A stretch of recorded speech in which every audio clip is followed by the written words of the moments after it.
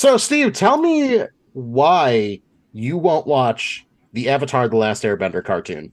For the same reason I don't watch any other anime. It's a grating visual style that hasn't changed in 60 years and is just devoid of originality from my point of view. Oh, but it's not an anime! They made it in America! It has the one thing I don't like about anime in it. What, expressions? No, a drawing style that's been homogenous for almost a century and no one has decided to, leave behind yet. You see, I'm not even listening to you because you're speaking absolute nonsense when you're talking about one of the greatest cartoons to ever exist.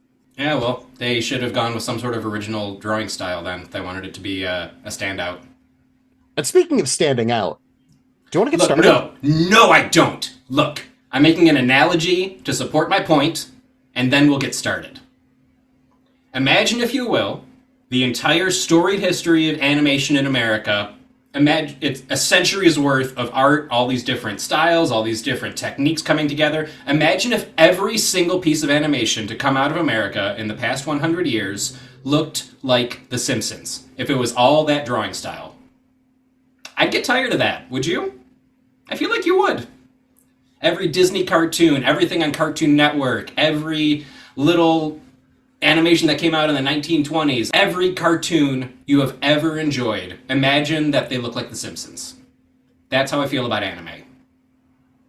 All right, hit that intro. Hiya! More like a nanja. Two friends named Corey and Steve like talking about films and TV. They thought, hey, what if this was a show? That's how we got here, now you know. Wait, what's the name?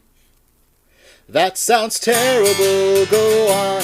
That sounds terrible, go on.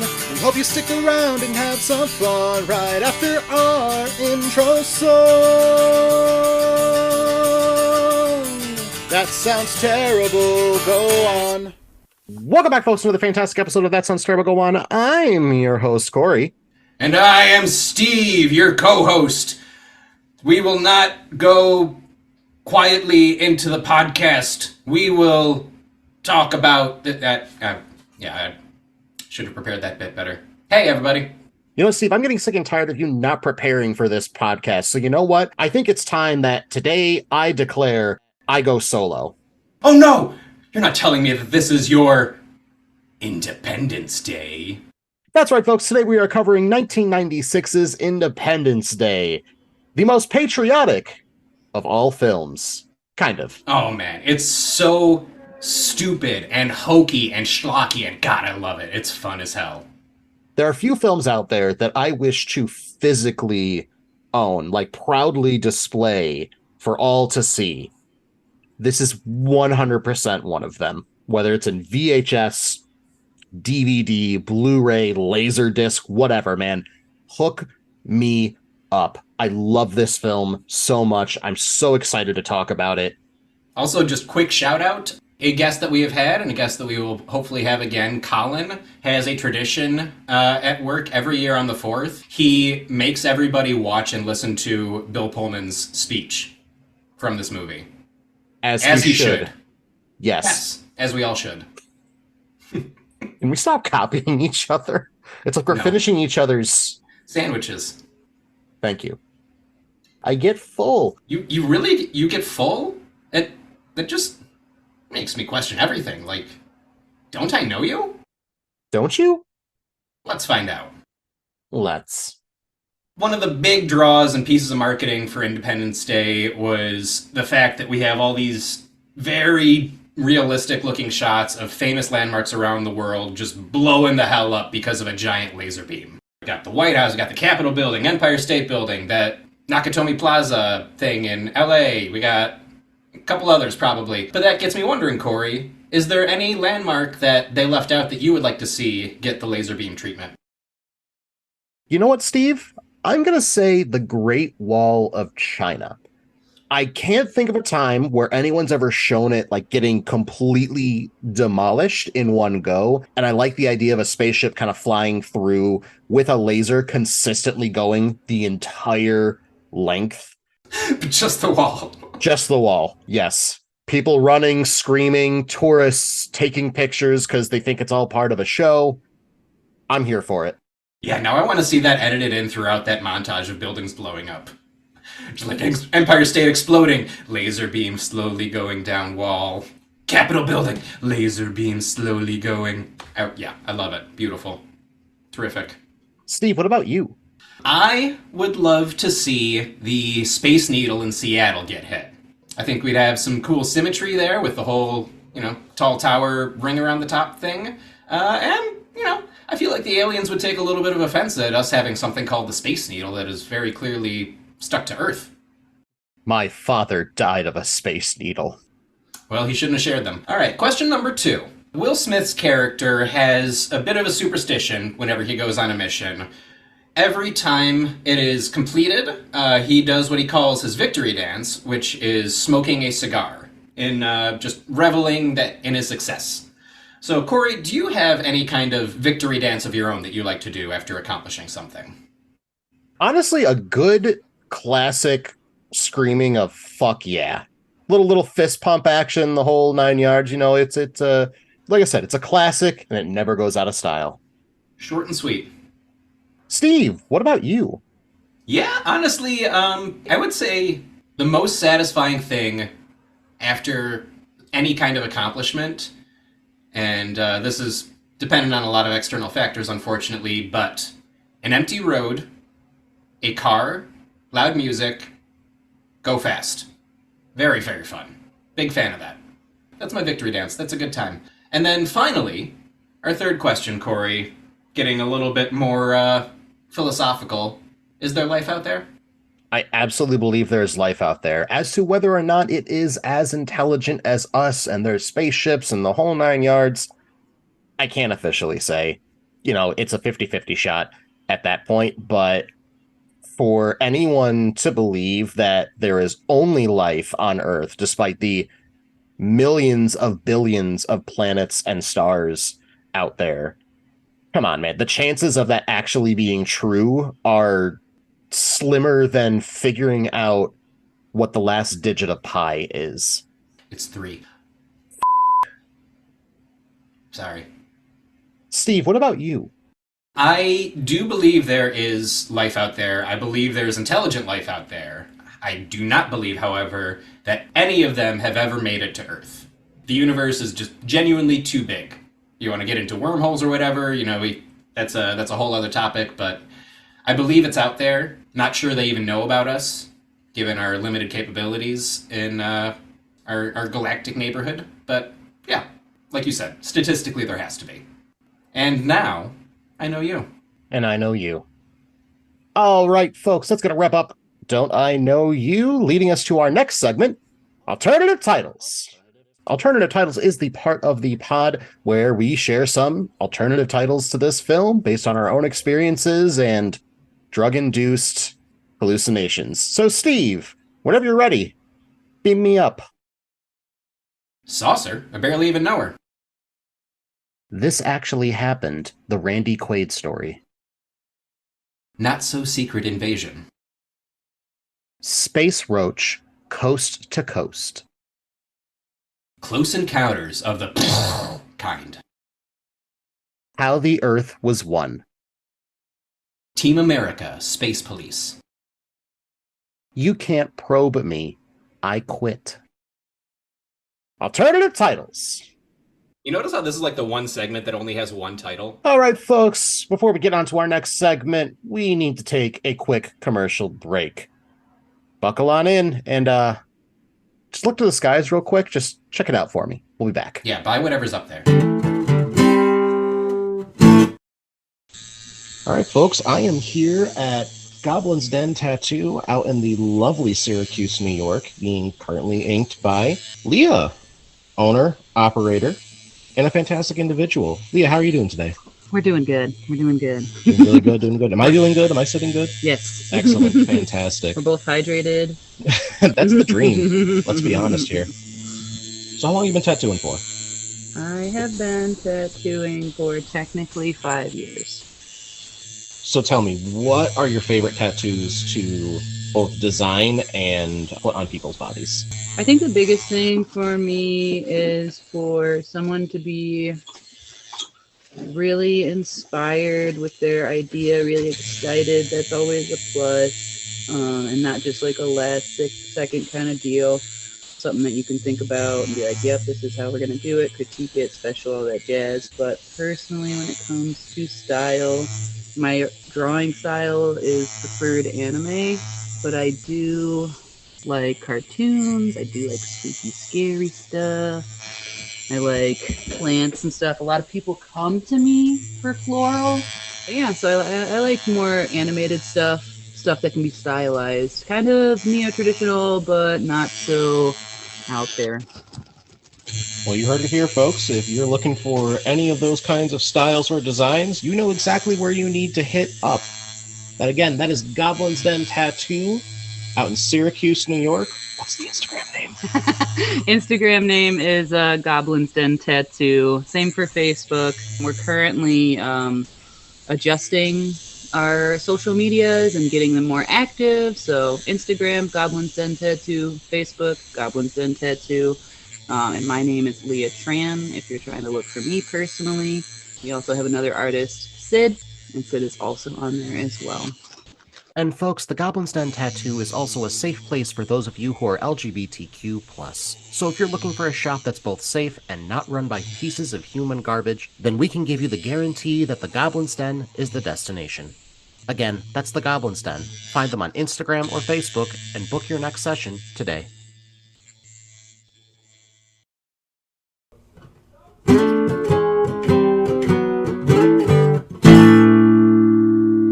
Welcome back, folks. Hey! Hey to you too, Steve. Hey is for horses. And do you know what's for the birds? Whatever government programming they make for their drones. That, and our lovely individuals that belong to our cast and crew. Oh, it's the cast and crew! Cast and crew is a part of the pod where we talk about some cast members, talk about some crew members. Now, are we going to get to every single one of them? Yep, as well as the sequel. Steve, God, no, please. Maybe for the next stupid sequel, Smarch, but for right now, no. It's interesting that that stupid Smart sequels may have a resurgence. Steve, as I was saying, we just don't have the time available to us to do this. But, folks, if there is someone a part of this cast and crew that we don't touch on that you think we should have, be sure to hit us up on our Facebook, Instagram, Twitter, or YouTube. And then follow up that comment with a reply saying, I'm so sorry for questioning you, my podcast overlords. And you know what, Steve? Let's give him something to grovel over as we talk about our director and co-writer, Roland Emmerich. Now, Emmerich is best known as the director and co-writer of 1998's Godzilla, 1994's Stargate, 2009's 2012, 2004's The Day After Tomorrow, 2008's 10,000 BC, and this film's sequel, 2016's Independence Day Resurgence. He has also been nominated for 9 Golden Razzies, winning 1, and 6 Saturn Awards, winning 1. So before we get into the co-writer, let's talk the direction of this film. The vision here, good God, so expensive, but so worth every single penny. Mm-hmm. Absolutely, and it holds up. Visually, there's so much interesting, wonderful stuff happening here. With the set pieces, with the effects, with the ships, with the buildings, all that. And you know what? I'm going to give him some credit, too, for there's consistency in the acting performances. I definitely noticed this time around, everybody knows what kind of movie they're making, and that really helps. Like, they lean into the over-the-top sincerity and schlocky America. Yeah, let's go, we're number 1, July 4th fireworks eagle!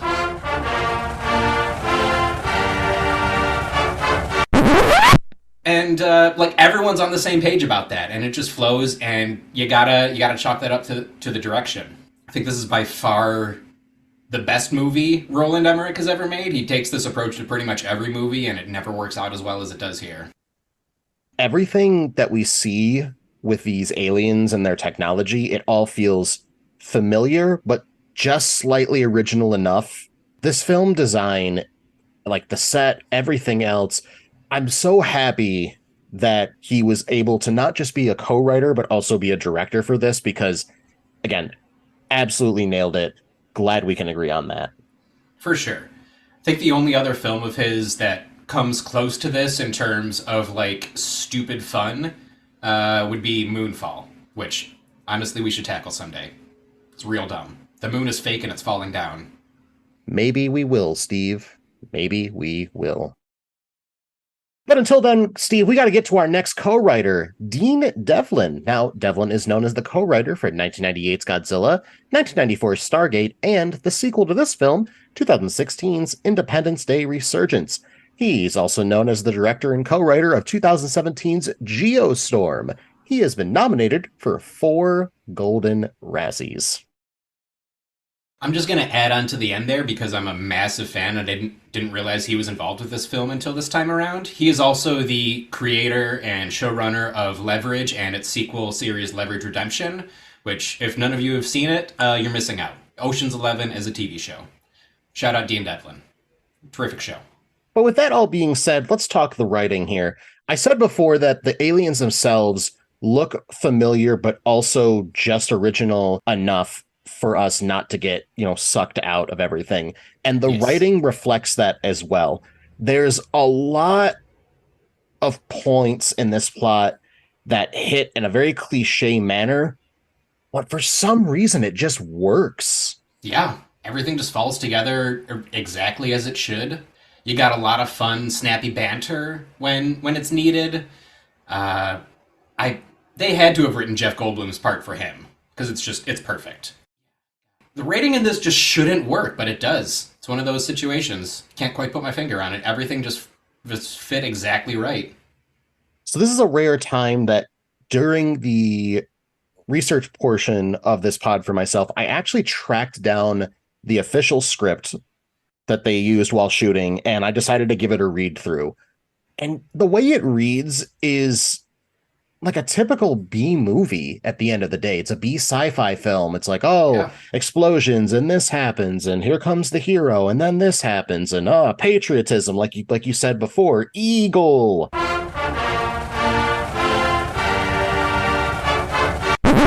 But when you see it on screen, it just transforms into something really beautiful. And I again, got to give credit to the director also being the co-writer, but the writing itself, it's not exactly strong in a traditional sense. It's strong because it knows what it is, and it doesn't try to really be more than that. It invites us to have fun with it. And speaking of having fun, you can't have fun without a great score. And who wrote this score? God herself. Close enough, because we've got David Arnold as the composer. Now, Arnold is best known as the composer for such films as 1997's Tomorrow Never Dies, 1994's Stargate, 1999's The World Is Not Enough, 1998's Godzilla, 2001's Zoolander, 2002's Die Another Day, 2006's Casino Royale, 2008's Quantum of Solace, the co-composer for BBC's Sherlock Holmes, and 2007's Hot Fuzz. He has been nominated for 5 Primetime Emmy Awards, winning 2 BAFTA Awards, an Annie Award, 2 Grammy Awards, winning 1 for Best Instrumental Composition written for a motion picture for this film, and he's even won an ASCAP. This score is, again, just like the writing and direction. It is hokey, it is super patriotic, it is cheesy, it is fun and inspiring, and it works with everything. It feels like this music could also fit just as well into like an ad for military recruitment, which this movie kind of is, but we'll give it a pass because aliens. And it feels exactly like it should. I think what's so great about this score is it knows when to play to the audience and not the film itself. Like the beginning, we'll talk about it up maybe a bit more, but the opening score is this very dark and dreary and ominous, like something bad is about to happen. But look at all the humans on our screen. They're happy. They're over the moon. They're screaming for joy. They are really excited because, oh my God, guys, aliens are here. Look what's going to happen. This is great, right? but you have that ominous music behind them the entire time. So we as the audience know something bad's about to go down. It's a smart move for it because it gets us more invested because now we can feel that kind of sense of superiority while watching these people and going, you stupid idiots. They capture every single mood perfectly. I guess I hadn't watched this film all the way through in a while, but like the score really stuck out to me this time. It is magnificent. It's beautiful. I think this would be a score that I would like to actually own someday. If I ever want to just sit back and relax and listen to like, some orchestral music while reading a book or something, this would go into that rotation. Oh man, now I want this to exist on vinyl and the record to look like one of the ships. That needs to happen. If it hasn't happened already. Yeah. Next up, we've got Will Smith as Captain Stephen Hiller. Now, Smith is best known as a lot of things. Let's really try to summarize it here, Steve. He is a multi-platinum selling rap artist with his debut solo album, Big Willie Style, selling 7.2 million copies.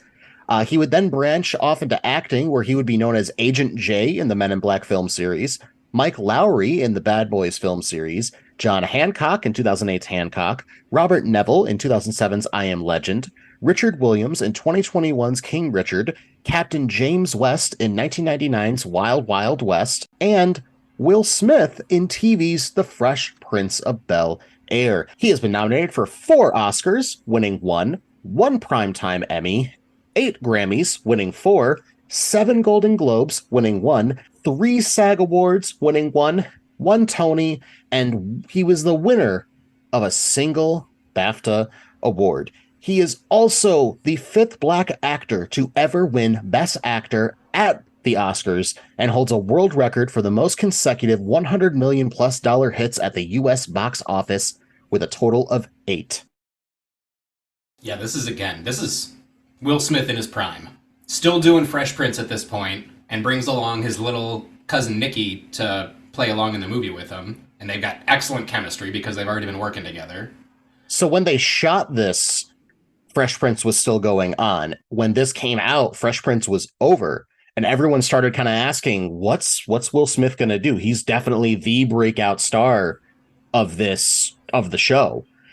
And this hit started off like Will Mania. It was insane. When you think of the 90s, you have to think of Will Smith. He has to be a part of that conversation because of how huge of a star he was. Still is today.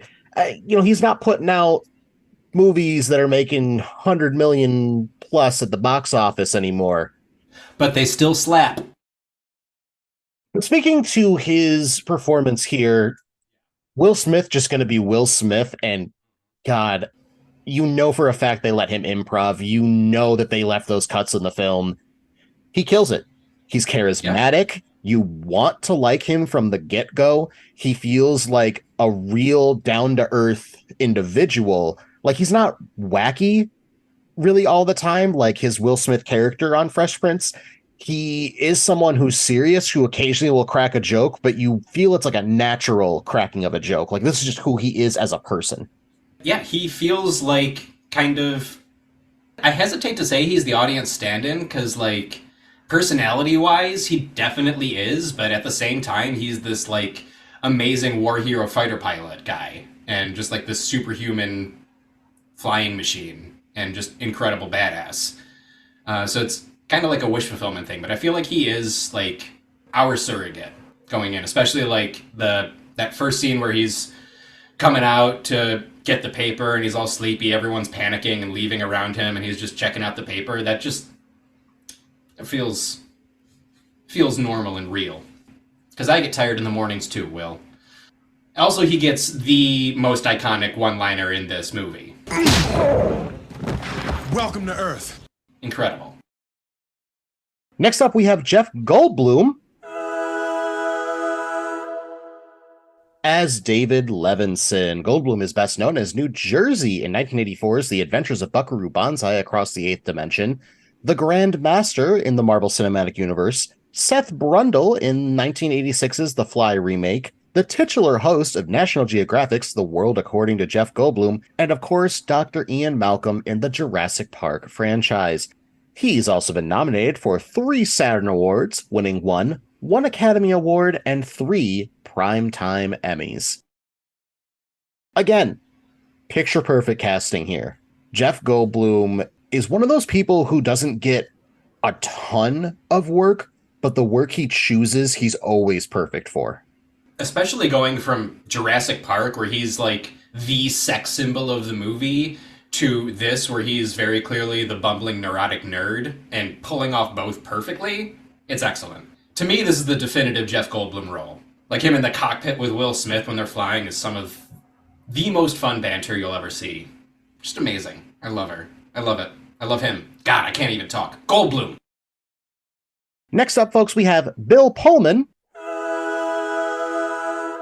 as President Thomas J. Whitmore. Pullman is best known as Bob Hinson in 1992's A League of Their Own, Lone Star in 1987's Spaceballs, Dr. James Harvey in 1995's Casper, and Brian Denton in 1992's Newsies. Episode 56. He has been nominated for 2 Saturn Awards as well as 1 SAG Award.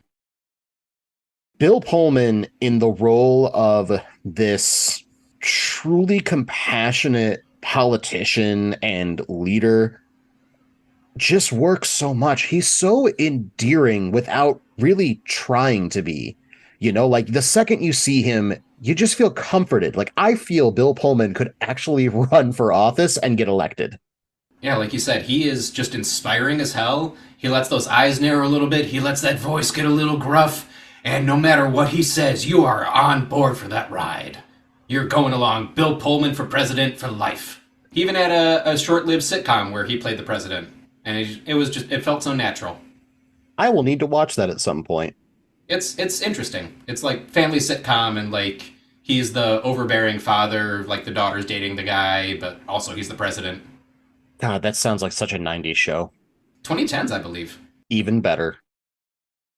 Next up, we've got Randy Quaid as Russell Case. Quaid is best known as Meadows in 1973's The Last Detail, Ishmael in 1996's Kingpin, Lyndon B. Johnson in the 1987 TV film LBJ: The Early Years, Colonel Tom Parker in the 2005 TV film Elvis, and Cousin Eddie in the National Lampoon Vacation films. He even was a cast member on TV's Saturday Night Live for 1 season.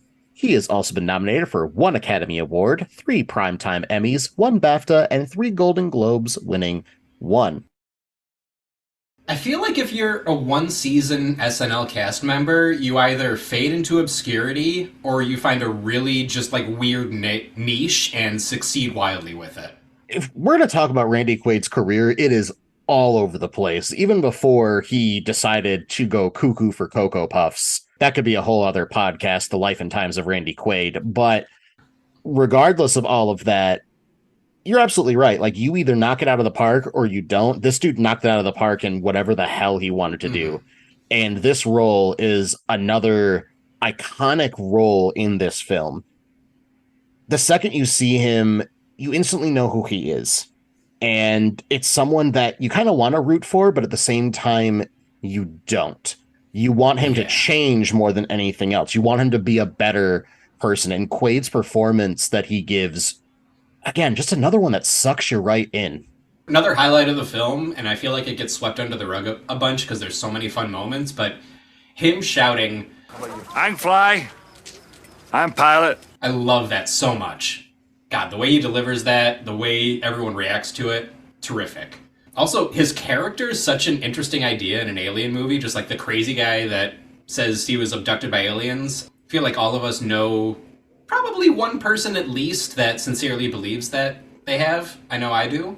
And it's interesting because I don't think he did get abducted by aliens. The movie leaves it kind of nebulous, but I feel like he genuinely did, make it up and or hallucinate it in a drunken stupor. And then the aliens coming 10 years later is just a coincidence. What do you think, Corey?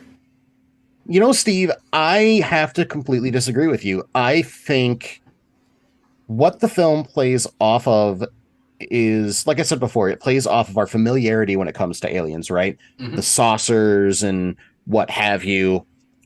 Now, the film does establish, hey, aliens came here before.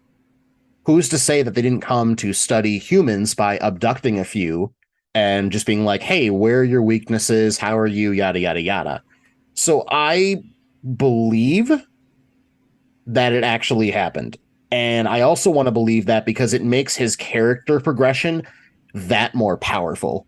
I don't disagree that he believes it. And that's ultimately what's important at the end, and that's what he's fighting for. And this is a role that's just perfect for Randy Quaid and his weirdness and his bumbling and whatnot. He's goofy, he is incredibly flawed, he's got his demons, and ends up all right. Ends up being the hero. Not all right, but the rest of us are. All right, folks, that's going to wrap up Cast and Crew. Next up, the generically named How It's Made. Hey, how'd they make that? As always, folks, the generically named How It's Made, I have gone through and I have compiled an entire production history about this film, 1996's Independence Day. And Steve here is opening that document as we speak. This is the first time that Steve will be reading this document, and he's going to give us his reactions in real time. So, Steve, whenever you're ready, take it away.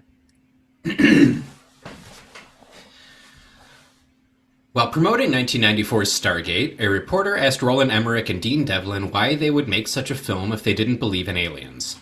Emmerich responded by stating that he was fascinated with the idea of an alien arrival and would then ask the reporter to imagine what it would be like to wake up one morning and discover 15-mile-wide spaceships were hovering over the world's largest cities. Emmerich then turned to Devlin and said, "I think I have an idea for our next film." I feel like that reporter should probably get a story credit. Justice for insert reporter's name here. Expanding upon the idea, the duo decided that they didn't want to do a film with aliens hidden in some backfield or arrive in little spores and inject themselves into the back of someone's head, but instead wanting to incorporate a large-scale attack. The duo would write the script while on a month-long vacation in Mexico. After sending it out for consideration on January 27, 1995, 20th Century Fox chairman Peter Chernin would greenlight the screenplay the next day. On February 1st, pre-production would begin. Wow, that is a quick turnaround. Most of the special effects were practical in lieu of using CGI, with most of the explosions and other special effects scenes being shot at the Hughes Aircraft Company in Culver City, California. They would go on to build more than twice as many miniatures for their production than had ever been built for any film before, which included buildings, landmarks, monuments, and several spaceships featured in the film. One of the motherships would span 12 feet, and a model of the White House would cover 10 feet by 5 feet. The planning for the explosion of all the models took a week and required 40 explosive charges. And I've got to imagine, at least 10 cameras. That's not something that you're blowing up twice. Principal photography began on July 28, 1995, in New York City. The post-attack Los Angeles sequences were shot at the former Kaiser Steel Mill in Fontana, California. Wendover, Utah, and West Wendover, Nevada. Can't you decide on a state, Wendover? Or maybe just someone get original names for your cities? What do you think this is, New England? Were used for the Area 51 exteriors. At the time of shooting Pullman's speech, Fox had not yet won the rights to title Independence Day, as it was owned by a 1983 Warner Brothers film. Interesting. I'm gonna have to look that up. Devlin and Pullman decided to add the "Today we celebrate our Independence Day" line just before filming the scene. Yeah, I mean, I can see why they would be hesitant to put that in. That's cheesy as hell, but Pullman sells it like no one else can. Devlin had hoped that this additional line would be noticed in the dailies and would help encourage Fox to secure the rights, as they wanted to call the film Doomsday. Oof, good call, Devlin and Pullman. Oh, you really forced their hand and made them make the right choice. Like Spike Lee, they did the right thing. The rights to use the title would eventually be won 2 weeks later. Production would then film 3 scenes at the Bonneville Salt Flats in Utah, then return to film in various locations at Los Angeles.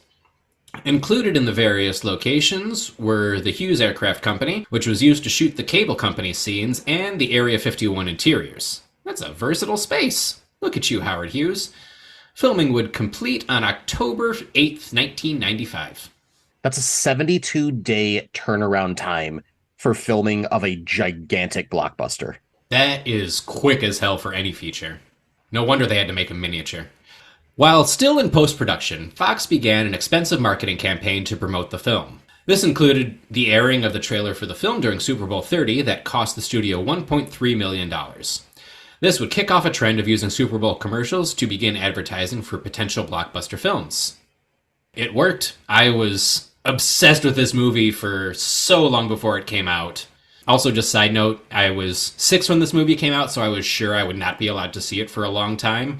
But as soon as it was on video, one day I don't remember if it was my dad or my sister, but they were like, hey, do you want to see Independence Day? And I was like, yeah, obviously. And they're like, all right, come downstairs. We got it on VHS. Amazing. Terrific experience. That is pretty much the same as me. So I was 5 when it came out, and I obviously want to see it because it's aliens. It's Will Smith. Right. That was really what's hooking for me. I'm like, oh, Will Smith, aliens. I'm really hooked for this. My mom 100% would not let me see it. Eventually, we did get it on VHS, and I watched it without her knowing. But no, I fell in love with this film, and I feel like this film kind of helped solidify my love for science fiction. So Valid. Fox would also enter into co-promotional campaign with Apple, calling it the Power to Save the World campaign. That's a choice. But also that's before the return of Steve Jobs, so they were just doing anything to try to get more business. That makes sense. Apple would use footage of David using his PowerBook 5300 laptop in both print and TV advertisements. Yeah, I mean, like it definitely is a Mac that he does the computer virus with, like you do. Fox also entered a deal with Trendmasters to create a line of tie-in toys along with co-promotional product placement deals with Molson Coors Brewing Company and Coca-Cola. I would not want to mix those two drinks together. Fox even aired a half-hour special the weekend before the film's release to help promote the film. There was even a time capsule for the film that will be opened on April 18th, 2050. Like a time capsule of the production of the film? Like they threw in random props and scripts and snacks and shit? Or I want to know more about this time capsule.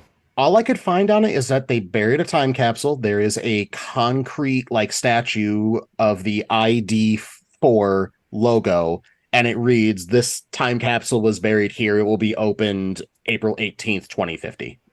Wow. We're closer to that than we are to the release of the film, aren't we? Wait a second. No, we're not.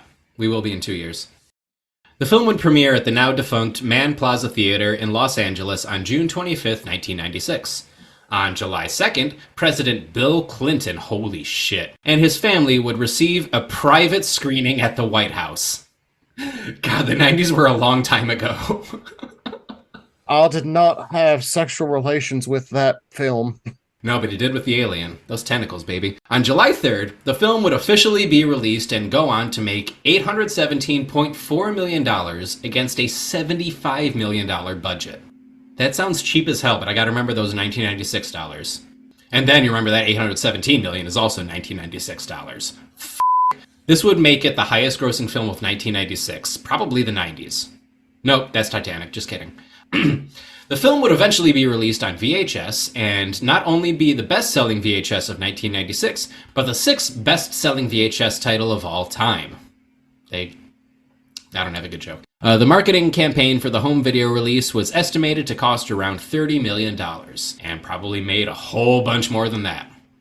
The film would go on to spawn 3 tie-in books, a BBC radio play spin-off depicting the events of the film from a British perspective, 3 video games, a pinball machine, and a 2016 sequel film that I haven't seen and don't really want to, but we probably will for the pod, Independence Day Resurgence. I would also like to know, is the pinball machine canon? It was released by Sega back in the 90s, so let's say yes. Awesome. The film would go on to be nominated for 2 Oscars, winning one for Best Visual Effects. Yeah. A Golden Razzie, also yeah. 11 Saturn Awards, winning 3. And the soundtrack even won a Grammy for Best Instrumental Composition written for a motion picture or television. I love when a movie, wins and is qualified for both the Oscars and the Razzies at the same time. Not often that happens, but it absolutely applies here. The effects are amazing, the film is dumb as hell. Perfect. Thus concludes the generically named How It's Made. Oh, that's how they made it.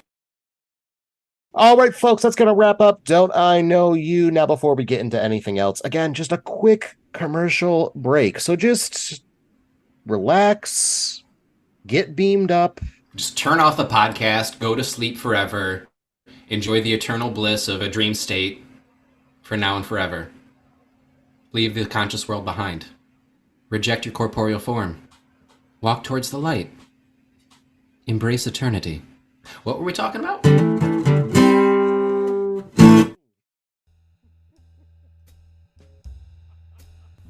Are you looking for something tantalizing and titillating to spice up your nights out? Why not come be enchanted by Spellbound Cabaret, the queer, all-inclusive burlesque troupe of Rochester, New York.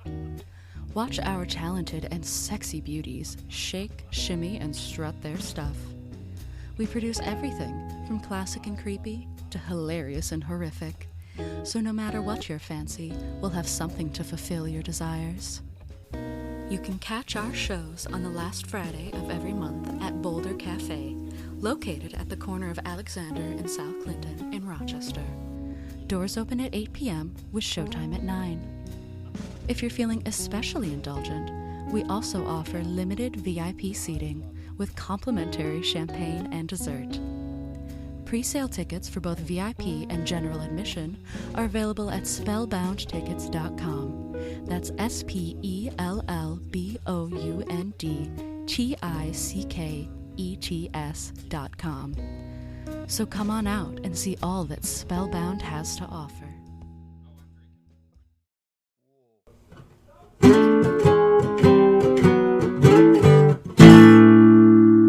Welcome back, folks. Hey! Happy 4th of July, everybody! Or whatever day you're listening to this on. Steve, there's only one day that you should be listening to this podcast. You got me there. Yeah, if you're listening to this on any other day except July 4th, 2023, stop it. I was going to say listen to it every single day, but okay, that's fine. Yeah, no, I've said what I said. I'm sticking to it. Well, Steve, while you're sticking to it, let's get to this breakdown. Oh, don't do this to me. That's right, folks. The breakdown is the part of the pod where we go through the entire plot scene by scene, giving our takes as we go. Now, are we going to be able to get to every single scene? Yep, even the deleted ones. Even the ones I just made up in my head. Even Steve, the pinball machine. See, let me tell you right now, we might accidentally skip a few, or we might not even touch on some things that we even talk about in the breakdown. Is that okay? Yes. Do you, the audience, find it okay? Probably not. So guess what? You're gonna have to pick a bone with us by logging into the World Wide Web and visiting us at Facebook, Instagram, Twitter, or YouTube, leaving us a comment and letting us know, what did we miss? But we're going to cover the pinball machine, right? On July 2nd, a giant alien mothership enters orbit around Earth and deploys several dozen saucer-shaped spacecrafts. The spacecrafts take positions over many of Earth's major cities, including New York, Washington, D.C., and Los Angeles. So we start off with this really creepy shot from the first moon landing site, where we see like this rock that's shaking and the shadow begins casting over everything as the camera pulls up to focus on the Earth. Can't forget that quick shot of the underbelly of this mothership, all set to, as I mentioned before, this really ominous music. Like right off the bat, not only does the music tell you something is off, we're showing the moon, which famously has no atmosphere and is in the vacuum of space, with dust flying around, with the plaque shaking. And then this ominous shadow covers everything. God, it is such a good reveal. Oh my God, it really sets in the scale when you just see a shadow of basically a flat white line just engulfing everything. And that's just the edge of the ship. Also, the opening credits before we see any of this tell you exactly what you're in for because they all explode. I just love that they explode. Then it cuts to a station where people are monitoring sounds and signals out in space. And like I said before, the whole team discovering the sound of the mothership, they are, to turn a phrase, over the moon. But the music still remains ominous.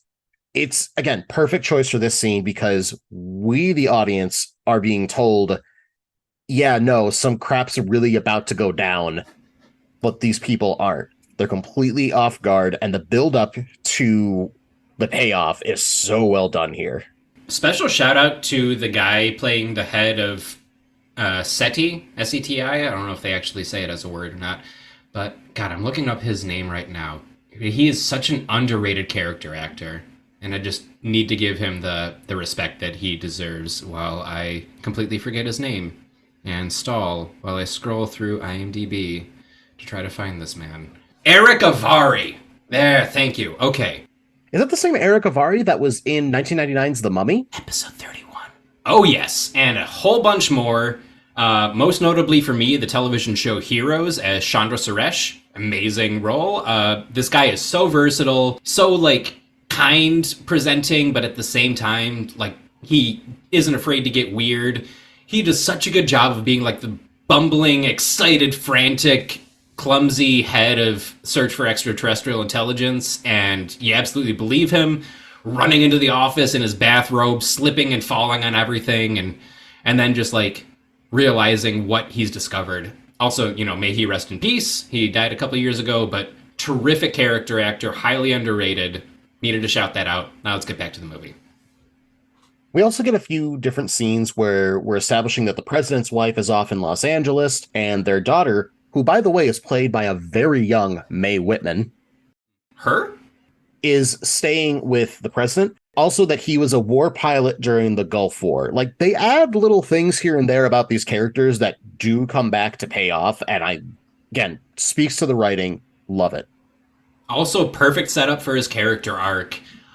Before we even necessarily get to know the president at all, we see all this news coverage and press about how, like, his approval rating is in the toilet. He's seen as, like, cowardly, spineless. He doesn't want to make any big stands one way or another. He's lost the faith of the people. He's seen as, like, the opposite of brave. And that is the perfect setup for what he goes through in this movie. And god damn it. This will always be Bill Pullman's defining role. He is President Pullman. Retired combat pilot Russell Cass, now an alcoholic single stepfather and crop duster, sees this as vindication of the alien abduction he has been claiming for years. Meanwhile, upon hearing the news of the spacecrafts, President Thomas J. Whitmore decides to set the USA to DEFCON 3 and calls all military personnel on 4th of July leave back in for duty. U.S. Marine Captain Stephen Hiller and his unit, the Black Knights Fighter Squadron, out of MCAS El Toro, are part of the personnel called back from 4th of July leave to defend Los Angeles. His girlfriend, Jasmine Dubrow, played by Vivica A. Fox, decides to flee the city with her son, Dylan, played by Ross Bagley. We also get an introduction to David's father, Julius, played by Judd Hirsch. And this classic scene of them just sitting in a park in New York City, playing chess. Again, it's a familiar setting to us as the audience. So we're not really having to question what's happening throughout the film. It's genius writing. They don't give a shit about subtlety in this movie, and that is absolutely fine. They introduce Jeff Goldblum by having him play chess. So, like, his defining introduction that it tells us everything we need to know about him is that he takes extraordinarily long to make a single move in a game of chess, and his father is rushing him and like, hey, you know, we gotta get on with this, let's play the game. But after he makes that one move, guess what? Checkmate. That is the kind of character he is. Careful planning, perfect execution, smart as hell, but frustratingly slow. It's a brilliant piece of writing, not because it's subtle, but because it does the job. It's exactly the kind of movie this is. We don't need subtext. This also gives us the first of oddly both too many and too few establishing shots that are just like explosion sounds over just different shots of the same thing. Like here where they're playing chess in the park, there's all these shots of the Statue of Liberty and they flash to white for every cut, and it's just trying to make the Statue of Liberty look so intense and extreme and cool. And it's just so silly to me. I had completely forgotten they'd done that. It was the 90s. It was the thing to do. You gotta explode everything. So we get to meet Russell, finally. His entrance, fantastic. It might be my favorite in the entire film. Like, Quaid here is obviously at what I feel is his very last hurrah of his career before he started slipping into obscurity and insanity. That being said, we learn everything we need to know about Russell right off the bat. He's a drunk, making outlandish claims. He's a joke, and his kids are disappointed in him. Absolutely nailed it. And I love the convenient timing of everyone mocking him in the diner for believing in aliens as the ship comes in. The Oval Office conversation that goes down, we also get some really good characterization here. Again, showing that Whitmore is both intelligent and his main concern is the safety of the people. What's really good about this film and the writing is when you show us the characters, you immediately establish who they are and what their morals are right away. There's no quickly changing to something else at like the last minute. No one's trying to like pull a fast one, no twist, nothing like that. These characters are who they are, and we're just taking this journey with them. Yeah, and they have to. Like, this movie's long as hell already. We don't need 25 character pieces that are all like 10-minute short studies, whatever. We don't need that. Can we also briefly talk about Marty, played by the legendary Harvey Fierstein? Oh, Harvey Fierstein! Oh my god, I wish this movie had more of him. How delightful is that man? Oh my god, I love him so much. Oh my god, I gotta call my brother. I better call my housekeeper. I gotta call my lawyer. Forget my lawyer. Just what, like, an iconic voice and just an iconic individual in the world of theater. I really wish that he had gotten more film roles, but I feel like he's definitely happy with the theater at the end of the day. But again, nailing it right out the park with this film. Yeah, the only character in this movie that's more neurotic than Jeff Goldblum, and we love him for it. Also, can we talk about the effects of the ship coming through the sky? Like all those like clouds rolling in, and it sort of looks like fire, but sort of looks like a storm. They hold the f*** up 100%. And I feel like it works still to this day because Emmerich understood that you have to put money into your effects. And also, when you're doing something that grand, if you want it to age well, you have to look at it either very, very close or very far away. That's why this still looks good. It's from a distance. It's the same thing that kind of works for the CGI dinosaurs in Jurassic Park. Yeah, absolutely. You gotta know how to use every single color in your palette. And I'm pretty sure, like, I haven't done full research into like behind the scenes, but I'm pretty sure that cloud effect was done practically with like ink suspended in fluid. That kind of thing probably still looks better than CGI clouds would at this point. Maybe. Actually, Nope kind of gave it a run for its money, but that's a whole other thing. But point is, they hold the hell up. You watch that, you believe that aliens are using fake clouds to hide their giant ship in the sky. Happens every day, Steve. Honestly, if it did, I probably wouldn't still be with us, because, fun fact about me, I don't do well with very, very large things. And when I say very large, I mean like skyscrapers, giant airplanes, the blue whale at the Natural History Museum. Things that are just uncomfortably big really freak me out when I get close to them. So if I saw that in the sky, I'd probably pass out. With the cities descending into chaos, David and his father Julius make their way to Washington, D.C.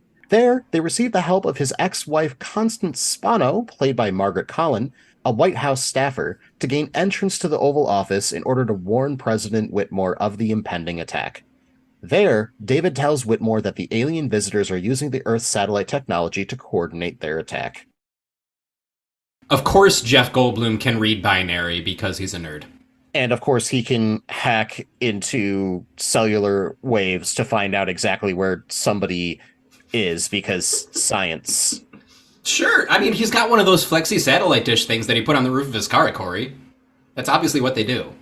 And that's kind of the thing I want to talk about here. So the science behind the communications between, like, you know, the radio waves, the satellite waves and everything, it makes enough sense for the time for it to be plausible if you don't know any better. And given this is 1996, the majority of people aren't going to know better. It's a smart move as well. You are disorienting the planet by making their communications shaky, and you're able to communicate with all of your troops at the same time. It shows right away the aliens know who we are, they know how our technology works, and they're smarter than us.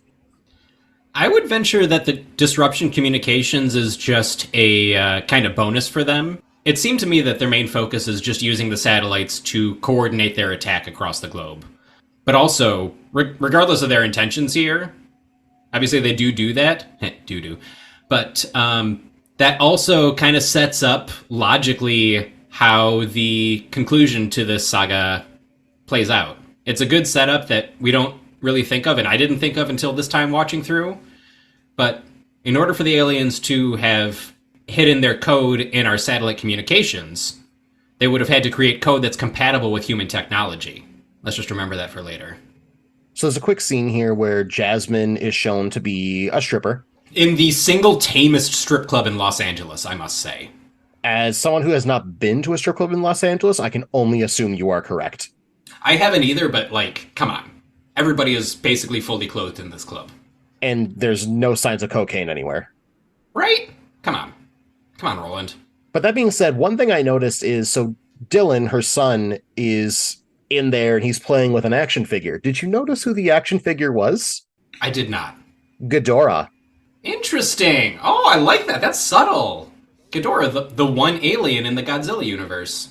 That's correct, Steve. Now, for those not in the know, Ghidorah is an enemy of the OG kaiju Godzilla, and he is an ancient extraterrestrial villain that specifically came to Earth in order to destroy it. Maybe some little foreshadowing going on here. Ho, ho, ho. Once that countdown goes from 3, 2, 1 to Monster Zero. Gonna make a guess here that there is a line in the Oval Office that was improvised by Judd Hirsch and Jeff Goldblum. When they're sitting there and they're looking at the desk and they're fiddling around, Julius turns to David and says, David, see if you got those pens that they give away. Dad, what? It's a throwaway line. It's so quiet. He's like, just see if they got any of those pens. Dad, what are you talking about? Pens. Yeah, it makes them feel so grounded and so human. You believe their relationship 100%. Everyone's chemistry in this is really good. These two are my favorite chemistry out of everybody, honestly. They're up there for me, for sure. Judd Hirsch is just always such a delight. Shout out the Fablemans. So, genuine question I have, and I feel like it could go either way. There's a bit where Will Smith and Harry Connick Jr. are in the locker room, and like Will Smith has been denied a promotion, and Harry Connick posits that it's because Will Smith is dating and is about to be engaged to a stripper. Is that something that the Marine Corps would actually do? Like, they see that you're involved with a sex worker and they would, like, deny you advancement? I could honestly see it going either way. I feel like, given that because it was the 90s, more likely yes. I feel like nowadays it's more of a 50-50. If you're engaged to a sex worker, they're probably going to be like, nah, because you're going to get interviewed by, people. They're going to ask about your life. They're going to look into you. They're going to see this, and it's going to make us, quote unquote, look bad. The drone strikes make you look bad, guys. But yeah, no, like I said, I feel it's a 50-50. I feel it's a 50-50 shot at the end of the day. For nowadays, back then, 100%. I believe it. Fair. I'll allow it. The president immediately orders large-scale evacuations of the targeted U.S. cities, but the aliens attack with advanced directed energy weapons before the evacuations can be completed. The president, his young daughter, portions of his staff, Constance and the Levinsons narrowly escape aboard Air Force One as a destroyer lays waste to Washington, D.C. New York City and Los Angeles are both destroyed in the same manner, leaving millions dead. So that eerie blue light that comes out of the ship right before it fires, that gave me the vibes of a bug zapper, like it's hypnotizing you long enough until it's too late. What I like about it is, like, you could believe that that is a tractor beam about to be ignited. The way that it's colored, the way that it's positioned on the ship. Again, that's like the iconic flying saucer light beam shoot thing is, oh, it's a tractor beam. And you have all those people on top of the Die Hard building with their signs like, hey, welcome to Earth! And like it opens up and they're like, yeah, they're gonna bring us up! If you were dumb enough to be on the top of that building, you're dumb enough to believe that. They're idiots. Oh my god, absolutely. Like, I didn't feel bad for them at all because they probably died the quickest, but even if they didn't, I still don't feel bad for them. Yeah, no. Like, they were warned repeatedly, constantly, to get down. They didn't listen. They did not listen. Now let's talk the destruction here. Oh, God. That's what we came for. I specifically remember this trailer being on TV and that iconic shot. And let's just be honest, this is one of the most iconic shots in all of not just sci-fi films, I'd say in film in general. Easily a top 100 shot is the beam coming down and destroying the White House specifically. Those miniatures are so detailed. They put so much care into making that, and at the risk of sounding like an old man, that kind of craftsmanship is just not as commonplace anymore. People don't make them like that anymore. Get off my lawn. Quick little fun fact that'll just blow your mind. I should say this for little bits, but I don't care. They only had one miniature of the White House. So that explosion was all done in one single take. They had one chance. Yeah, you get every single camera you can get your hands on, every camera that the studio will allow. You set them all up, you get them perfect. You do 25 rehearsals where you pretend to blow it up just to make sure that everything is running properly, and then you explode it. Oh my God. Tensions must have been riding so high at that shoot. I cannot even imagine. Also, big shout out to the way the cameras are positioned and angled to make these miniatures look full scale. So good. Oh God, the camera work in this is top notch in these. I feel this is the money shot for them. This is the shot that he truly envisioned in his head when going to direct us. He's like, no, this is what we have to get perfect. Everything else can look good or great. This has to be perfect, because I feel like he had to have known this is what we're using in the trailer to suck people in. Oh yeah, that is absolutely what got everybody's butt in that seat. Mid-90s, everything was all about disaster movies. That was the big draw. That was the blockbuster. We wanted to see buildings and landmarks get destroyed in a spectacular fashion. It was a simpler time. Also, quick note, it's been over 10 years since I've seen this film. And I swear to God, in the moment, I couldn't remember if the dog survived or not. And I was right on the edge of my seat. I'm like, please don't kill the dog. Please don't kill the dog. Because, dude, it's the 90s. They were absolutely killing animals. They gave no fucks. And they really build the tension with that. Like, the explosion is happening and the fire is just, like, slowly creeping down the tunnel. And we keep shooting back to Boomer and shooting back to Vivica and the kid in the tunnel. And he just barely makes it. Oh, God, it is such a silly sequence, but I love it. And Boomer survives. Dear sweet Boomer. Quick little note about them being in that little side tunnel. The door was open the entire time. The fire would have just come in. Those people absolutely should have been dead. Hey, fire can't go through doors, stupid. It's not a ghost. On July 3rd, in the wake of the destruction, the United States conducts a coordinated counterattack. Leaving out of the NORAD base, the Black Knights participate in an assault on the destroyer that has devastated the city of Los Angeles. Their weapons fail to penetrate the craft's force field, and it responds by releasing scores of smaller attacker ships, which are similarly shielded and armed with high-energy laser blasters.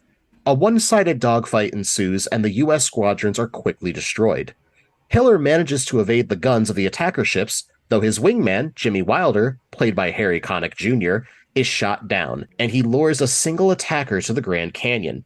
There, as the attacker is about to overtake him, he deploys the landing chute for his jet, covering the alien craft's window, temporarily disorienting the pilot. The alien then crashes into the top of a canyon wall and lands in the desert. Hiller parachutes to a landing close by and angrily marches over to find and confront whatever life form is in the alien craft. The door to the alien fighter craft pops open, and a very bizarre-looking creature with tentacles appears. Captain Hiller knocks the creature unconscious before sitting down and smoking a victory cigar. One of the things I love about this film is, so we all know that pieces of work have 3 acts, always in threes, right? Each day, July 2nd, July 3rd, July 4th.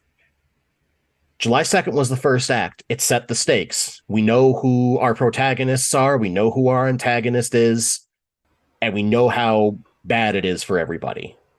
Then we get to the second act right here in July 3rd. Okay, things are still going pretty bad for us right now. There really isn't much of an upside. We're getting our asses kicked left and right by these aliens, man. It's good storytelling at its core. It is efficient, economical storytelling. It delivers all the information that we need as quickly and entertainingly as possible. This is a movie that does not whatsoever need to be deep. It can just be dumb fun. Also, Harry Connick Jr. His character's a dumbass here. Hey, I got an alien chasing me. I'm gonna do this move that I know doesn't work. No, don't do that move. It won't work. I'm doing it. Oh, I died. That's basically how that goes down. He's a fucking idiot, man. He's the goofy friend, which is why I feel they didn't make Hiller more like Will Smith in Fresh Prince, if that makes some sense. They don't want to have two super silly guys because the silly, lovable, like, haha, I'm a clown, he has to die. Like, why? Because he's not taking this seriously. He's the goofy, charming sidekick, the best friend. They established that relationship nice and quick. And I do love his line. Let's kick the tires and light the fires, Big Daddy. He's so very Southern and Cajun, and he's eating every single piece of that scene up. Every second he gets on camera, he is enjoying. Like, he's super fun and charming. But yeah, God, what a dumbass. Let's talk the whole fight scene here, too. I love the suspenseful buildup when they start launching the first missiles, right to, like, the attacker ship coming out, and then the attacker ships are sweeping down and begin bombing the base. Again, just showing that the human race is outmanned, outgunned, and outsmarted. I'm glad you mentioned the attack on the ship, though. Or maybe you're talking about something else. But when the squad comes in of the fighter jets, and they're going up to the big ship initially, a squad comes in, fires a bunch of missiles at the ship, they hit the shield, nothing happens. Everyone's like, oh no, they got shields, our missiles don't work. But then a second squad of fighter jets comes in with Will Smith, and they're like, let's fire some missiles, that'll probably work. And then it hits the shields, and they're like, oh my god, shields? Who'd have thought? What is this? Come on, second squad. You got radios. You could have figured that out. You don't need to waste that ammunition. That must have been Harry Connick Jr.'s idea.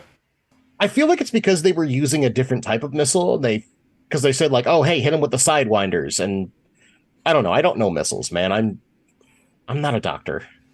Yeah, no, I just know the one from Iron Man. Speaking of the MCU, though, unplanned segue, it is my headcanon that in the Marvel Cinematic Universe, this movie still exists, exactly in the same form. However, it wasn't just thought up by Roland Emmerich and Dean Devlin. It is based on the events of Captain Marvel, where there's a very similar fight in the Grand Canyon with Captain Marvel and an alien spaceship, and they're dogfighting it out. They're chasing it through.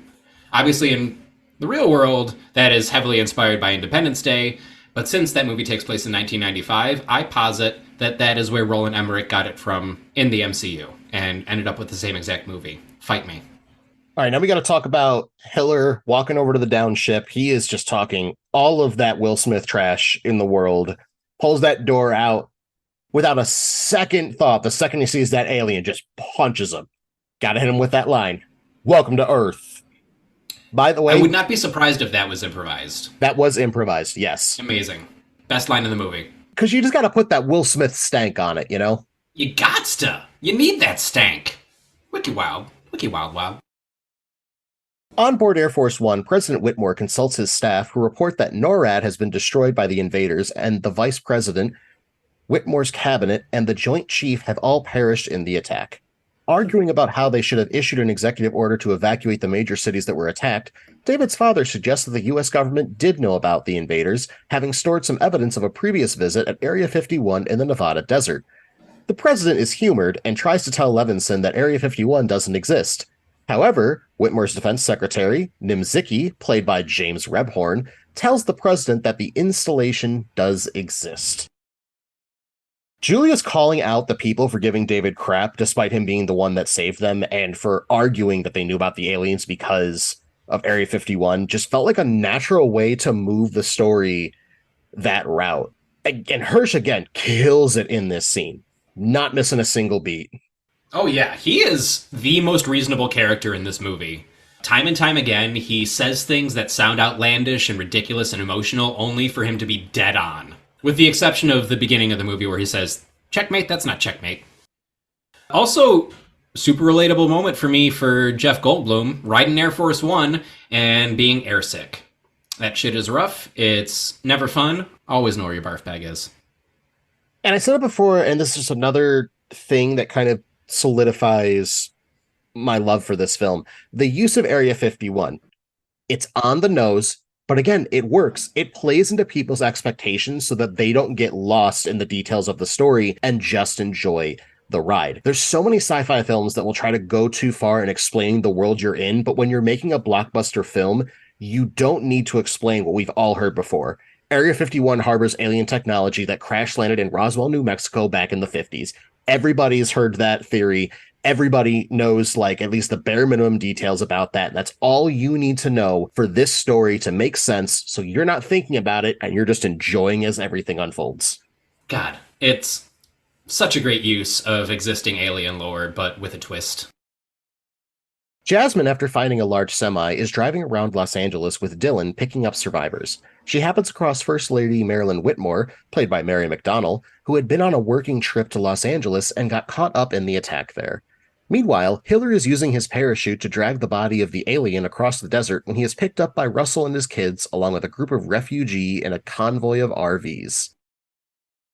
So I like that when Jasmine's driving around in this semi and, picking up survivors, they do decide to tackle the religious aspect of the end times, if you will. Like, there's this guy up on top of like a burning pile of rubble. He has like an upside down cross in like what looks like black paint, like a burnt up Bible. He looks like he was in a comically like a comical explosion in a cartoon. He's just screaming about how this was the end. This is how it was supposed to happen, yada yada yada. And Jasmine's like, "Come on!" And he's like, he's not even saying no, but he's just so fixated on this is the end times. This is supposed to happen. Oh my god, blah blah blah. And Jasmine just like, nope, and just kept driving like we're not even bothering. She is so on point focused. Like she realizes this dude is a lost cause. Let's move on. And I would say that this guy is so over the top and far-fetched that like there's no way this would actually happen in the real world. However, this is Los Angeles, and I am honestly surprised that they only found one of those guys. You drive around on a Sunday morning, every other street corner is going to have some maniac with a microphone shouting some sort of religious nonsense at the masses. There's so many of those dudes out here. Again, further Will Smith trash talk. He's just yelling at this alien while he's dragging it. He's kicking, screaming. I could have been at a barbecue! And it comes off as comedic, but you can also tell his character is absolutely serious as he quickly switches back. But I ain't mad. Little fun fact, so he shouts the line. And what the hell is that smell? Again, not in the script, was improvised because where they were, brine shrimp lived in that area. It's very like dense salt lake water, essentially, like very, very low water. Okay. When brine shrimp die, they float to the top, they decompose, and a nice breeze comes by. They didn't tell him about it at all. And so he's just out there. So with that, what is that smell is just him using his environment around him to just play into the character. And I'm so happy they used it. Oh yeah. That's why they pay him that Will Smith money. President Whitmore and his party are greeted at Area 51 by Major Mitchell, played by Adam Baldwin, who commands the base. He explains that Area 51 conceals a top-secret facility housing a repaired alien attacker ship and 3 dead alien bodies. The president is given a tour by Dr. Brackish Oaken, played by Brent Spiner, the head scientist at the facility. Oaken tells the group that the aliens' biochemistry is similar to our own and that they can breathe our air, and that they don't use sound to communicate. However, the Area 51 staff believes that they communicate telepathically. Attempts have been underway since the late 1960s to repair the attacker ship, and with the arrival of the mothership, the systems in the attacker have reactivated. Hiller and the convoy arrive at Area 51 and deliver the still unconscious alien. Meanwhile, Jasmine and her group arrive at Del Toro to find it destroyed. The set of Area 51 is just a work of art. It's picture perfect what's in my head when I think of Area 51. Downstairs, bright fluorescence, that white tile floor with dark gray accent of the walls, like set designers, 10 of 10. Good job. Alien bodies suspended in large cylindrical clear tanks of liquid. Terrific. Love it. Super alien-y. Also, just like the character of Dr. Oaken, one of my favorite archetypes in any kind of media is the archetype of the weird little dude. And That 100% is Dr. Oken. He hasn't seen sunlight in at least a decade, if not more, and he is clearly stir crazy. He loves what he does, but also he doesn't know what else is out there or exists. There's just the joy of discovery and the morbid curiosity of what does this gooey thing look like on the inside. As you can imagine, they don't let us out much. Such a strange guy. Yeah, he has no concern over the millions of people that have just died. He's just excited about the fact that he got batteries for his toys. Yeah, basically. God, what a fun fella. I hope nothing happens to that guy. Shout out to Brett Spiner for making this character come alive, man. Mm-hmm. God, he is so full of life, so excited about stuff. You believe this person exists 110%, and you believe everybody else is just like sort of distaste of him.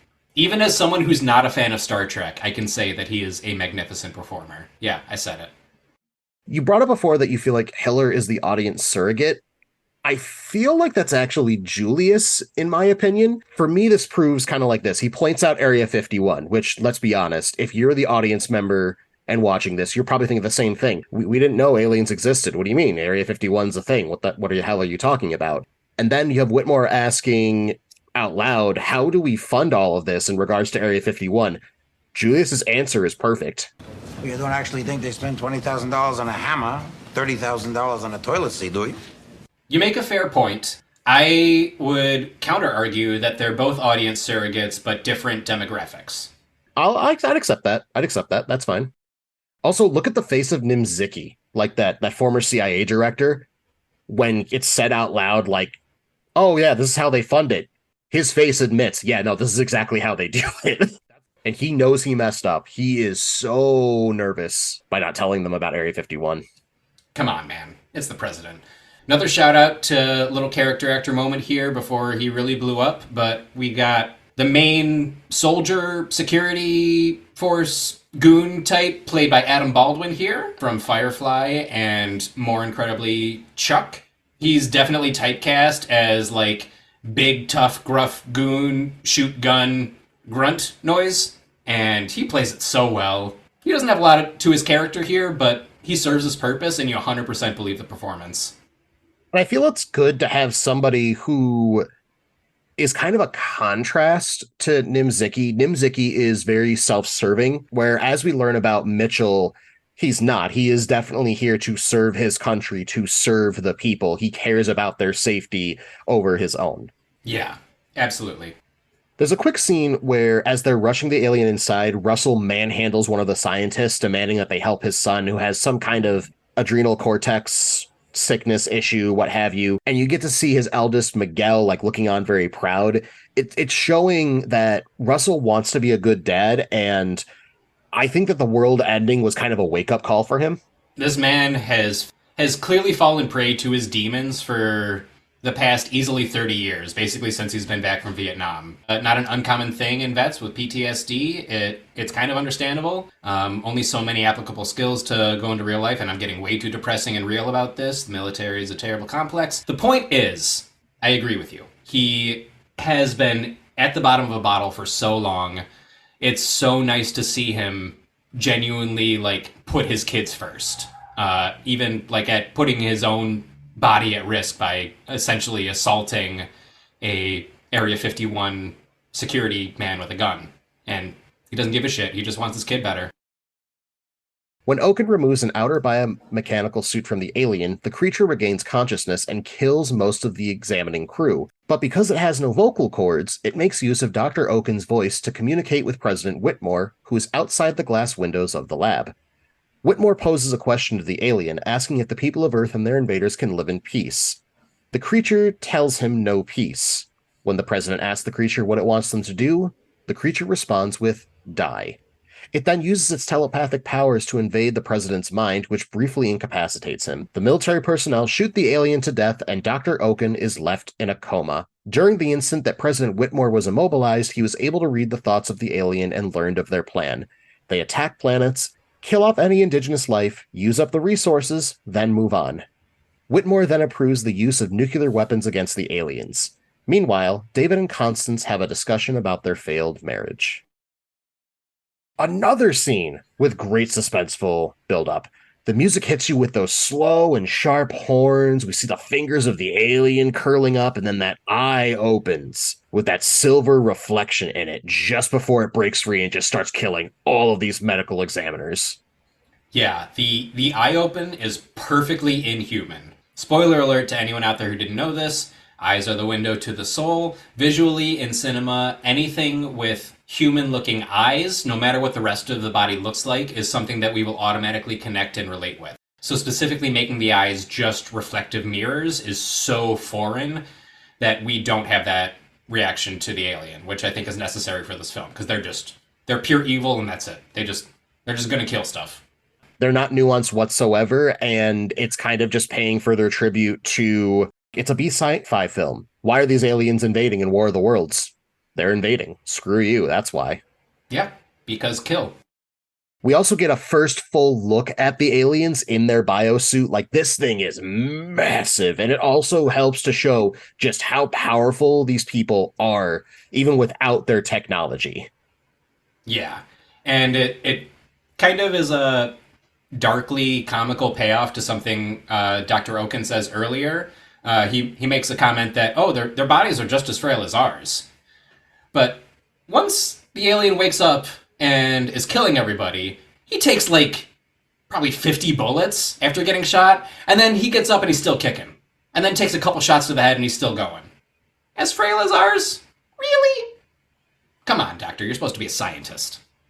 Also, the method that they use of communication with, like, they're kind of vague on how it operates, but essentially, like, telepathically connecting with Dr. Oken and using his vocal cords to say what they want to say, translating it into human language, what have you. It's so creepy and so effective. And it also kind of adds credence to, the whole thing later where we use human software to destroy alien technology. They do have, connection and capability of Earth communications. This is just like the second instance that they've shown that. I remember watching this scene as a kid and absolutely terrifying me. Real scary. Also, it reminded me of, and I don't think this is specifically the source of inspiration, but this reminded me very much of the scene in Spider-Man 2 where they're operating on Dr. Octopus's arms. I feel like that scene drew from this one. I think it's probably more likely that they're both drawing from something else that I just don't know. But could be. The conversation between David and Constance, we're kind of getting more of a background as to why they were divorced in the first place. How they both still love each other, but she chose her career. We're putting time into the relationship. She's coming off as she regrets her decision. It's kind of like the world ending is putting it in perspective for her. It's a conversation that can be very cheesy at times, especially with... But that wasn't enough, was it? But again, just like the rest of this film, it fits, it doesn't really drag the story, and it gives us more of a look into these characters. This interaction, it not only tells us Jeff Goldblum's, like, defining flaw, it also justifies why he was in a place to discover this communication in the satellites in the first place. He is clearly a genius, brilliant computer scientist, but with no ambition and just works as a cable repairman. Like, that's the perfect combination of things for him to be where he needed to be for the story. And it fits emotionally. Bombers with nukes are deployed, with the first destroyer targeting a spaceship hovering over Houston, Texas. The weapon explodes but proves ineffective at penetrating the craft's force field and destroys the city instead. As a result, the president orders the remaining bombers to be called back. Meanwhile, Captain Hiller commandeers a helicopter and flies to El Toro, where he finds Jasmine, Dylan, and the First Lady before flying them back to Area 51. After arriving, the First Lady immediately receives medical assistance. After the examination, a doctor tells the president that his wife has uncontrollable internal bleeding. Whitmore enters her room to share some final words with his wife before she dies. May our children forgive us. So dramatic, but again, works. It's a great build-up of a scene. The music helps. It hits us with that soft, almost hesitantly joyous score once the nuke hits, and then turns in that dramatic, like, dun-dun-dun type of sound once we see the ship is still standing. Yeah, it's so melodramatic, and it fits perfectly here. But also, like, setting off a nuke over Texas, may have a couple long-term effects, possibly. I agree. It should have been Florida. Yeah, absolutely. Come on, President Whitmore, get it together. Notice the only person in that room that's excited about using the nuke is the ex-CIA director. He is giddy. And do you know why? Because it's his idea to use the nukes. I still think this is just a dumb reaction. Like, everything we've seen about these ships, they're impenetrable to human technology. Let's chuck a nuke at it. That'll be fine. Let's just open that Heimer right up. Come on, Barbie, let's go party. Woo-wee! You also really feel for Whitmore here. Like, the man has lost the majority of his staff. Nothing is making a dent into these aliens. And now his wife dies, leaving him alone to raise his daughter. This man is just taking L's left and right. And all the while, he has to keep holding his composure because he knows that as this leader, he has to. However, notice that as he's hugging his daughter, and we're fading to black here to end our second act, look at his face very briefly. He starts breaking a little bit, and then it fades to black because we as the audience can't see him break. That is, Corey, the definition of bravery, which is his entire character arc. When Will Smith steals the helicopter and he goes searching for his girlfriend, I imagine him going, like, finding several other groups before this, desperately needing help, but seeing that his girlfriend was not among them and then just leaving them stranded. Just search, like, going over all of them, and they're all like, please help us, we're alive! And he's like, oh, you're not Vivica A. Fox. But who can blame him? Listen, if I'm searching for Vivica A. Fox, only Vivica A. Fox will do. Absolutely.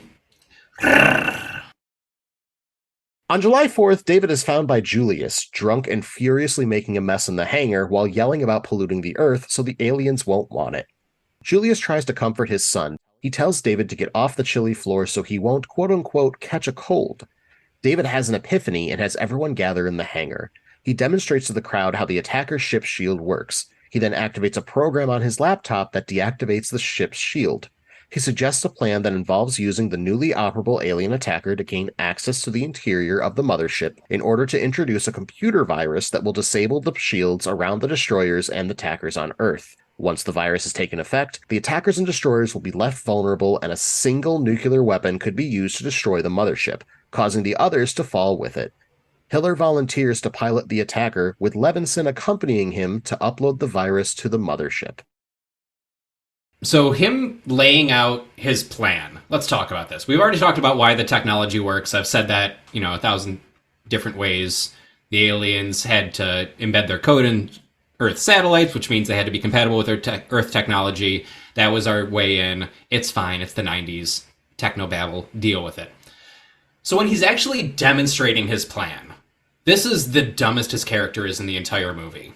They're in an enclosed space, fortified by steel and concrete, and so to demonstrate that he can make the shields deactivate at will, he goes to the ship that they have in Area 51, places a Coke can on the edge of it, activates the shield of the ship, which he knows repels any and all things that are fired at it, and then has Adam Baldwin take out his live loaded firearm and shoot at the can to demonstrate that the shield works, causing the bullet to ricochet all over the place. It definitely hit and killed someone. Let's be real. Someone died from that demonstration. My fault. My fault. Hey, to David's defense, he was pretty drunk, man. No one should have listened to him. That's true. If a drunk person says shoot the gun, don't shoot the gun. Oh, so that's really on Adam Baldwin then. Also, that second shot probably still should have ricocheted. Like, the empty Coke can did not absorb all the shock of that bullet being fired. Well, through the power of Coca-Cola, Steve, anything is possible, so jot that one down. I think you mispronounced cocaine. After Nimzicki states that Whitmore is making another mistake in trusting David's plan, Whitmore tells him off and fires him. Before the mission, Hiller and Jasmine take a few minutes to get married, with Dylan as a ring bearer and David and Connie as witnesses. David and Connie reconnect during the service and hold hands. With satellite communications knocked out, the Americans must use Morse code to coordinate the attack with the remaining forces around the world, timed to occur when the invaders' shields are set to fail. Nimzicki's firing. So very satisfying. All he's done this entire film has just been trying to be the hero. like I said before, if the idea wasn't his, he's dismissing it. He only cares about how he looks, not that they actually win at the end of the day. My understanding is this actually lampoons the firing of MGM's advertising, Joe Nimzicki, spelled differently. Reportedly, Nimzicki for MGM made life a living hell for Devlin and Emmerich when the studio execs were forcing them to do recuts of Stargate. That is probably the least surprising thing I've heard this entire podcast, because Roland Emmerich has a tendency to take out his frustrations on real-life people by making characters about them in his movies and then making bad things happen to them. I will also point to Mayor Siskel, 1998's Godzilla, who eventually gets stepped on by Godzilla. Or by Zilla, I should say. So let's talk the use of Morse code here. I love it. I think it's genius. The aliens have only hacked into the satellite frequencies, not the radio frequencies. It's almost like the humans are flipping it on the aliens by using a low-key frequency to coordinate an attack this time. Yeah, like if you can accept that the aliens have infiltrated our technology and have used our communication systems to use their own communication, one could surmise that they have studied Earth communication, human communication, in various different forms, but since Morse code is so not widely used, but still fairly widely discernible, yeah, brilliant choice. That's another trope that's never gets old for me, is the chips are down against advanced technology, and old technology is what saves the day. That's always fun. And again, you don't really have to explain what Morse code is at this point, because this is 1996. Everyone knows what Morse code is. They might not know how to read or, write in Morse code, but they know what Morse code is. And to those people, we would like to say,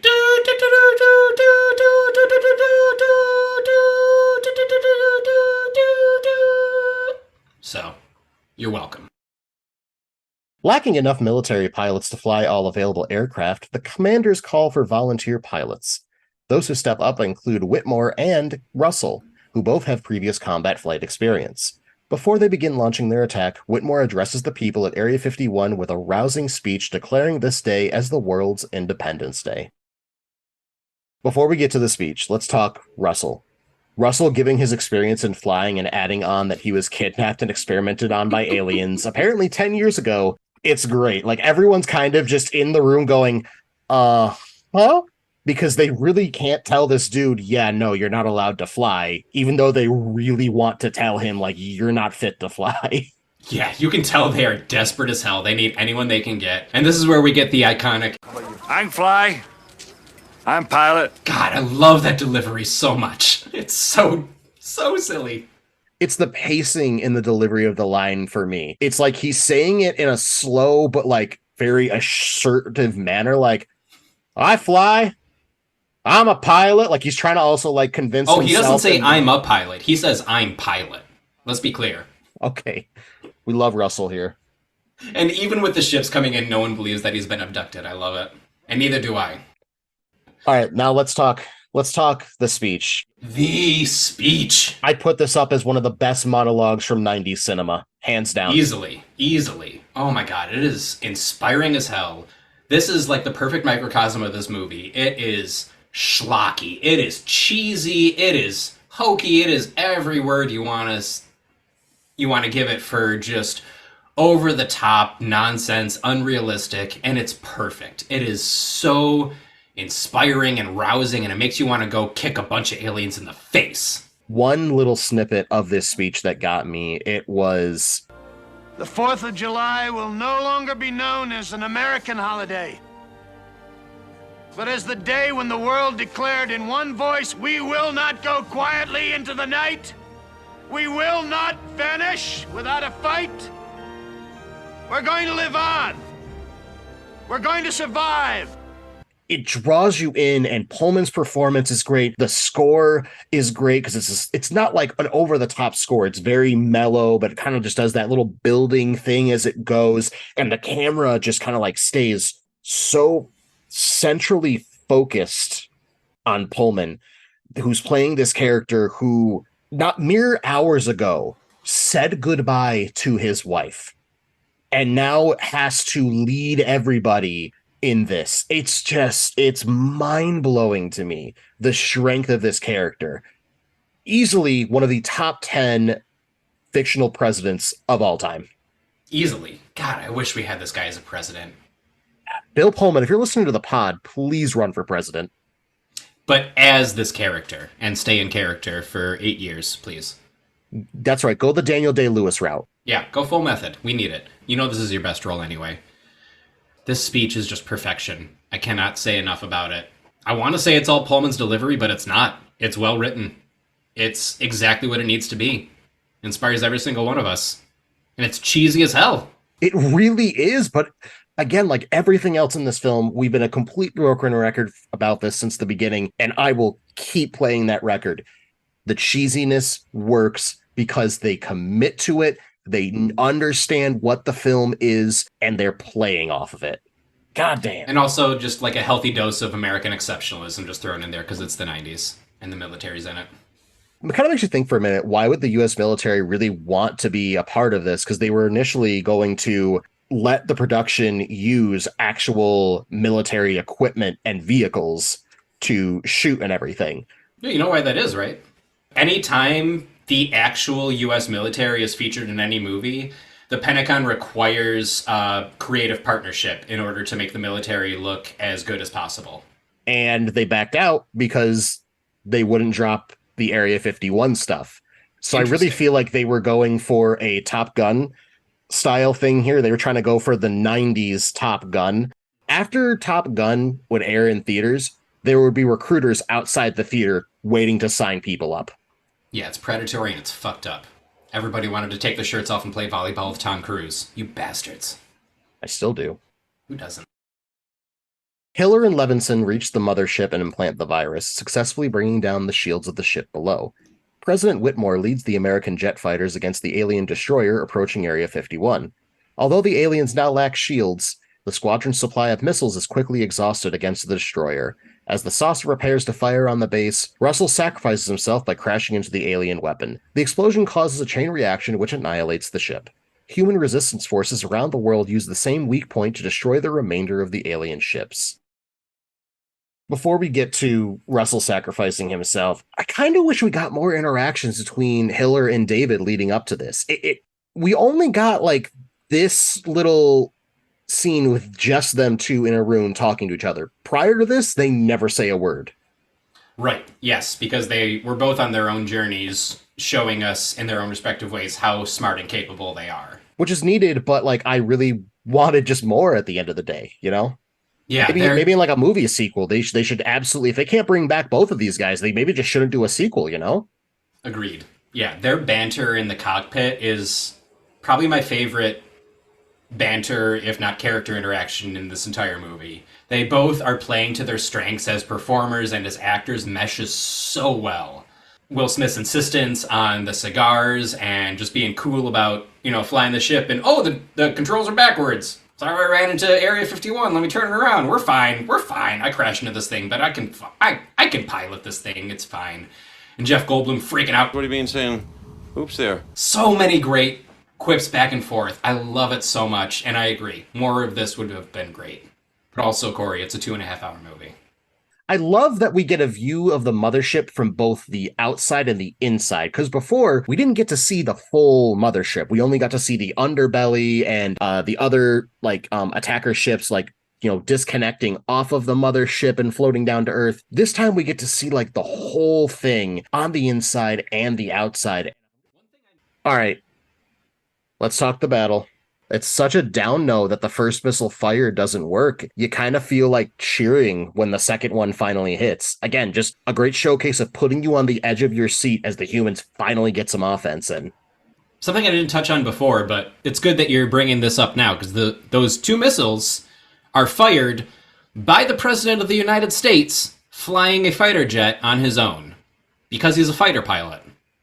And only one person tries to stop him, and immediately gives up when he says, I'm a pilot, I belong in the sky. Which got me wondering, this time around, where has the Secret Service been this entire movie? Someone would have stopped him from getting on that plane. I mean, they either would have stopped him or something. Think about it this way. When He leaves the war room at the beginning of the film when they're just looking at we're trying to communicate with the aliens. Mm-hmm. No one's following him. She's just leading him out the room. There's no Secret Service like going into the room to check ahead of time. Nothing like that. Let's talk Russell saving the day with that sacrifice. We get what to me is a very close third to the most memorable line in this entire film. Oh, boys! I'm back! God, he hams it the f*** up for that delivery, and it works. Oh my god, it's brilliant. Whether or not he was abducted before, he is a hero right now. And Miguel even saying, like, you should be proud of him. I am. That's the completion of the arc. Which we all saw was coming in some way, shape, or form. Mm-hmm. But again, it hits. Yeah, he starts off the movie being entirely self-centered, drinking himself to an oblivion at the diner after f***ing up a crop dusting. And then we sort of get that midpoint where he puts Tiny Tim above his own needs. And then finally the conclusion here is putting all of Earth above himself. While still on the mothership, Hiller is unable to disconnect from a docking clamp. Knowing they need to still fire the nuke, the two light up some cigars and launch the nuke, which penetrates a nearby control center. Their ship is suddenly free, and Hiller furiously pilots it toward where they entered just as the doors close. The bomb explodes, instantly destroying the mothership. Hiller and Levinson are caught up in the shockwave and debris of the mothership's explosion, but are able to return to Earth unharmed, crash landing the fighter in the desert close to Area 51. When they emerge from the smoke and dust to join their waiting friends, the film ends as everyone watches debris from the mothership enter the atmosphere like shooting stars. I love the shots we get where we're seeing the large ships, coming down and they're like completely destroyed around the world, just kind of giving us that feeling of unity that Whitmore was talking about earlier. The imagery of these famous landmarks with giant burning spaceships behind them is just magnificent. It looks beautiful. It's perfectly executed. It's, like you said, it's a uniting moment. It's wonderful. It's victory. And also great mislead before they fire the missile. Just the two of them sitting in the cockpit with their cigars. And Will Smith says, "What do you think?" And Goldblum brings back a callback that Will Smith has no idea what he's talking about and says, "Checkmate." And you think they're talking about themselves being defeated, when really, they're about to kill all the aliens. It's just a wonderful mislead. It makes you lose all hope before they declare victory and they take the upper hand. It's great. I love it. But however, smoking inside of a spacecraft, maybe not a great idea. A little pressurized environment, a little extra oxygen, maybe not so great for fire. They're about to die anyways. But before they fire the missile, Corey, before they fire the missile, it'll go off. Will it go off? Will it? Are you sure about that? Let's talk about the fake out of, Hiller and David are dead, trying to, a nice little movie trope where like, oh my God, the heroes, they're not coming back. And they just emerge victorious out of the smoke. I love the walks that they both have. Like Hiller's is kind of like a laid back style walk. Like it's like, he's just like, yeah, what's going on, everybody? And then look at David. His hips are like moving like he's a model on the runway. Wait, I'm watching that right now. Oh my God, I didn't even notice. Oh, work it, Jeff. Damn. Yeah, that is 100% a fashion walk.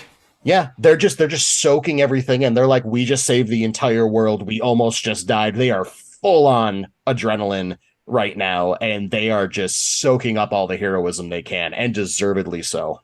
100%. Oh my God, what an iconic duo. Although, I want to point out probably the biggest glaring logical flaw in this entire film, and I will not forgive it. When they're in the mothership, they think they're about to die. Are they or are they not smoking cigars? They are. They're smoking cigars. It is established before they go on this journey that those are the only two cigars they have. They just happen to be the last two cigars that Judd Hirsch had in his pocket. There are no other cigars. So they're on the mothership. They're smoking the cigars. And then when they're on Earth and they're emerging from the dust and making their victorious walk and Jeff Goldblum is working those hips like a motherfucker, what do they have in their mouths? Full intact cigars, Corey. Actually, Steve, if you look a little bit closer, the cigars are still lit. by the time that they get up to the people. They're putting them in their mouths. They're not relighting them. They're putting in their mouths. They're puffing on it and letting out a little bit of smoke. Those are still the same cigars. How long do you think cigars last, Corey? They should have been burnt down at least to, like, butts by the time they reached Earth. That's a long journey. I feel like it took them 5 minutes to get up there. The mothership is basically as far away from the Earth as the moon, which with Earth technology is about a 3-day trip. Let's say the aliens are significantly more advanced. I'd give it maybe an hour, at least. Okay, but the cigar's not going to continue burning if you're not puffing on it. They still just look too big. They should have been burned down more. Unacceptable. Roland Emmerich, do it again. And folks, that's going to wrap up the breakdown. Oh, we broke it down. And you know what, Steve? I'm really glad that you have an opinion. And you know who else has an opinion?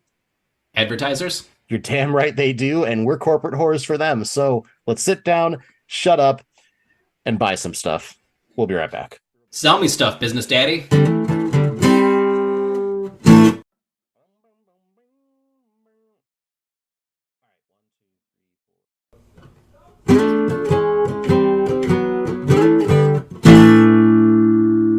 Welcome back, folks. Hey, how about that? You made it. Did you buy everything? Too bad. Do it again. All right, folks, we'll be right back. Just kidding. Just kidding, guys. Second commercial. You know what, Steve? You know, I pulled a good one on them. You know, I got them at least just, Little bits! Oh, just a little bit. That's right, folks. Little bits is the part of the pod we get to those things we didn't get to say. Maybe some fun stuff that we learned along the way. So, Steve, you got a bit. Oh, I sure do. First one is just a great piece of trivia about this movie. Notable because in all likelihood, this record will never be broken. But Independence Day has the record for the most miniature models to appear in a film. And due to the rise of CGI and the improvements in technology, it's very likely no one will ever break that record. And that's just a notable thing to point out about this movie that no one else did. And there's no evidence of those miniatures because they blew them all up. Corey, you got a bit? Founder of the video game publisher Bethesda, Christopher Weaver, who is, you know, the creator of such video game series as The Elder Scrolls and Fallout. You may have heard of them. Christopher would provide scientific collaboration for the film. In turn, Dean Devlin would use Weaver as the basis for the David Levinson character. Nice. Wild to me at the end of the day, you know? What I want to know is, did this man watch this film? And if he knew about where that character came from, was he flattered or offended? That's what I would like to know. Christopher, if you're listening, please come on the pod. Oh, yes. We would love to ask you that one question and then never talk to you again. Steve, you got a bit? So in the beginning where we're introduced to Will Smith's character, obviously giant spaceship is coming in, it's causing some tremors in the ground. It is just the perfect Los Angeles response to that. You know, Will Smith wakes up, that an earthquake? And Vivica says, oh, it's barely a 4.0, go back to sleep. And then they both just conk back out. 100% how we react to earthquakes. Oh, a little shaky shake? Yeah, whatever. Let me get more sleep. That is what, to me, cemented him as the audience surrogate. Corey, you got a bit? So how the scene was originally shot towards the end was Russell was actually going to be rejected as a volunteer for the counteroffensive because of his alcoholism. He would then steal a missile, tie it to his red biplane in order to carry out his suicide mission. According to Devlin, test audiences did respond well to this, given the irony and comedic value. I mean, let's think about it, like Randy Quaid stealing a missile, attaching it to a plane, and just driving it into a spaceship to save the day. That's absolutely hilarious just to envision that. Let's be honest, right? Oh, yeah. However, they decided to reshoot the scene to what we have, mostly because Devlin preferred the alteration, because now the viewer gets to witness Russell ultimately making the decision to sacrifice his life. Also, he's quoted as saying that because seeing the biplane keeping pace and flying amongst FA-18s was quote-unquote just not believable. That was another bit that I was going to say, so I have one less bit now. But that is probably my favorite story about the making of this movie. And they absolutely made the right choice. It's always better when you can see the character make the decision on screen. And I think that's a much better conclusion for his character arc. But there's a part of me that still kind of wants to see, those scenes completed with him in the biplane and like stealing a missile. I think that would be fun. That'd be fun to watch. Steve, you got a bit?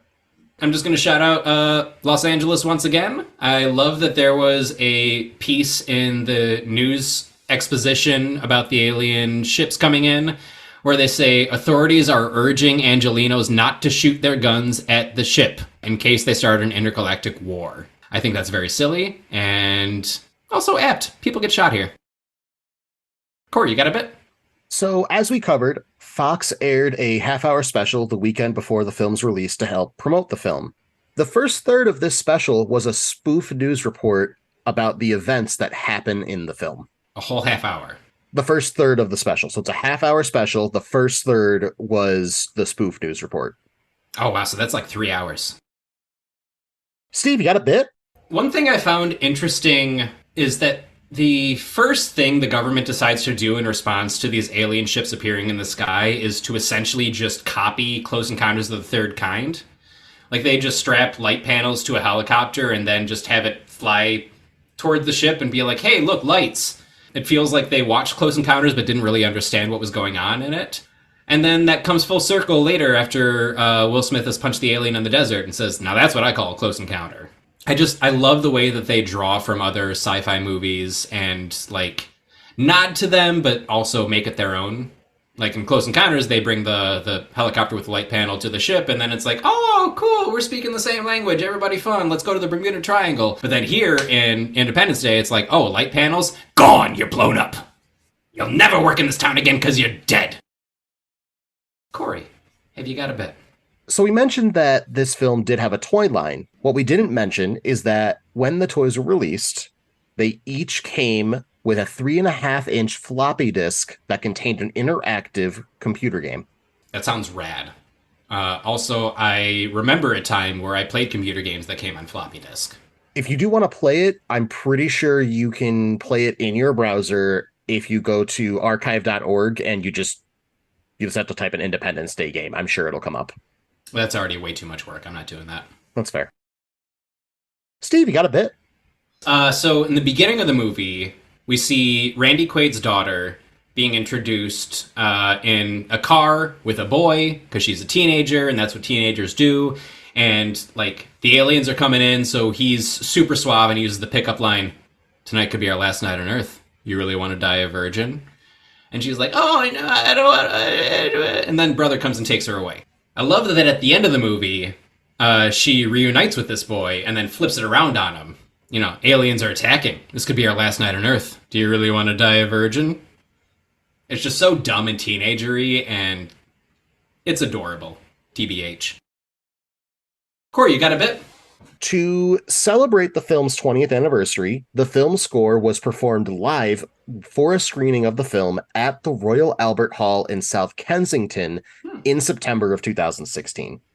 That sounds rad. I would love to see that. I love those kinds of like film showings where it's like, hey, we have the full orchestra here. Let's watch the film and the orchestra will play along as it goes. Love it. So much fun. I've never been to one, but someday I will. A lot of those happen out of the Hollywood Bowl here anyway. Someday I'll get to that. But Steve, do you know what else you might get to? I do not. Possibly another bit?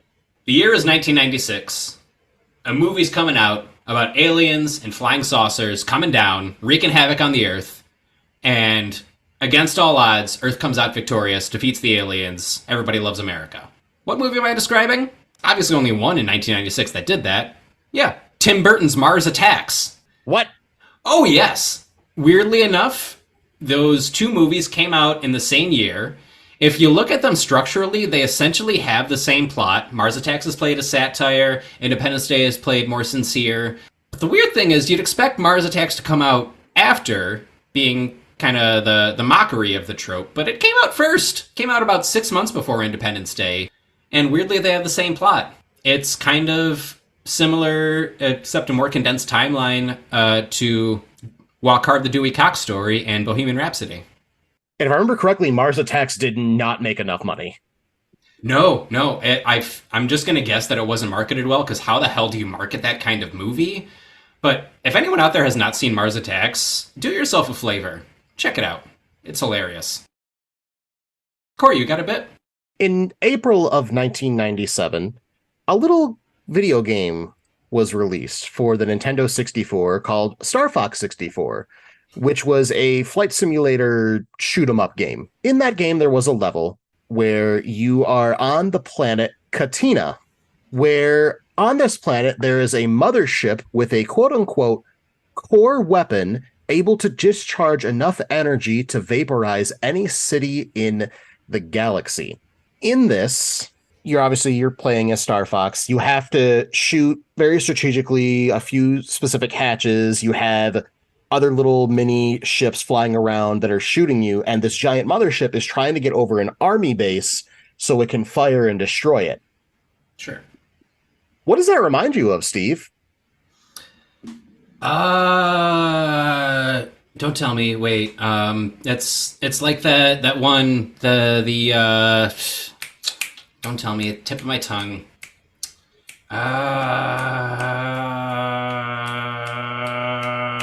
DreamWorks' Madagascar.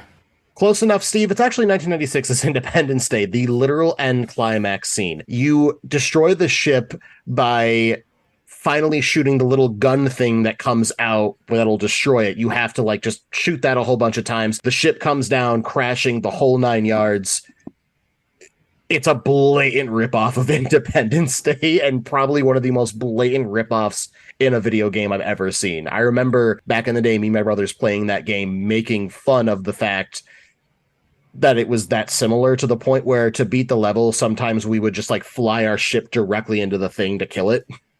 We'd lose the level, but Well, it's funny that you mentioned that, Corey, because I actually have a transcript of how that meeting went down at Nintendo headquarters, where they decided to make that choice for the end of the Star Fox game. It essentially goes like this.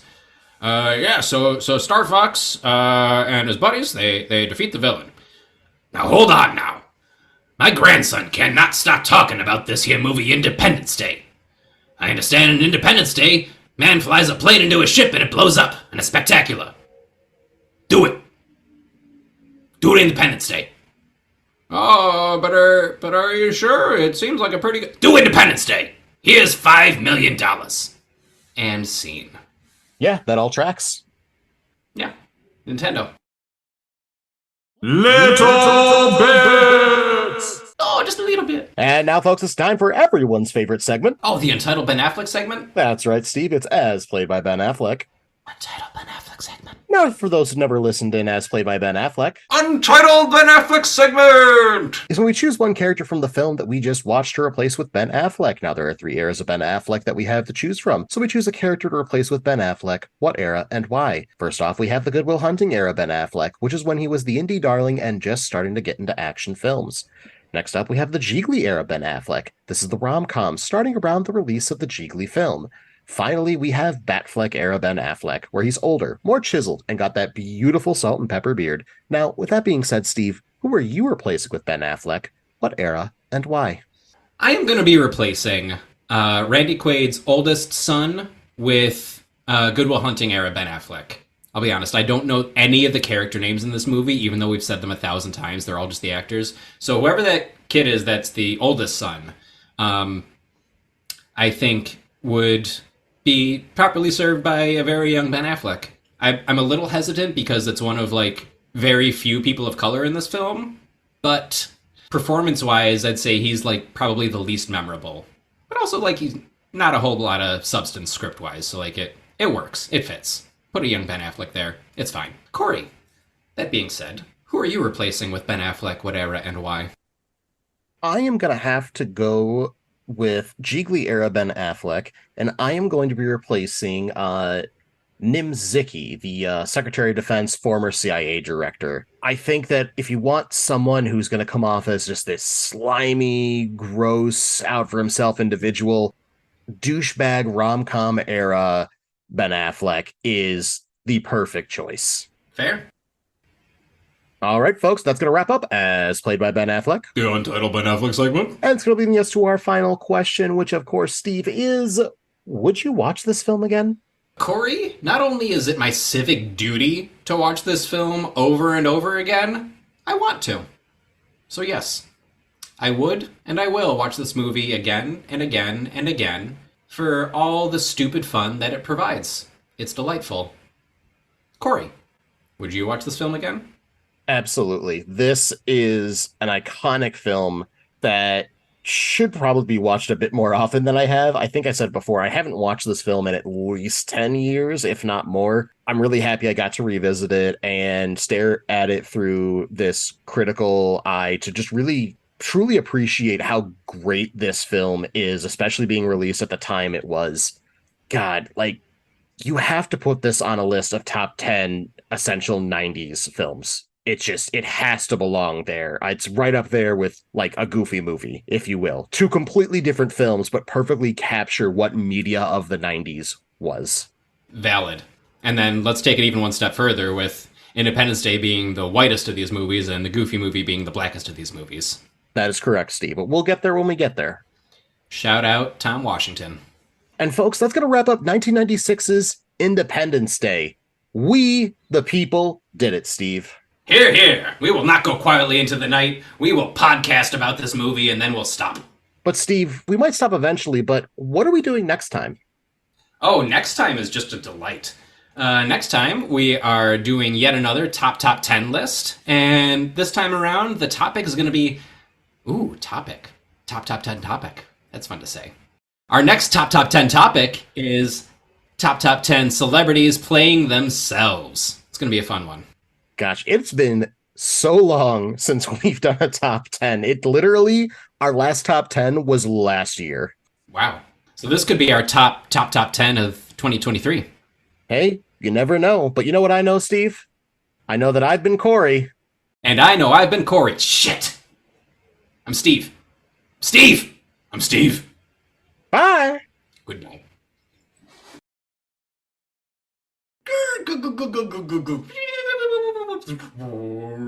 god, my car's lifting up into the sky! That was a car breaking down and then getting abducted by a flying saucer. I'm very tired. Tired and drunk.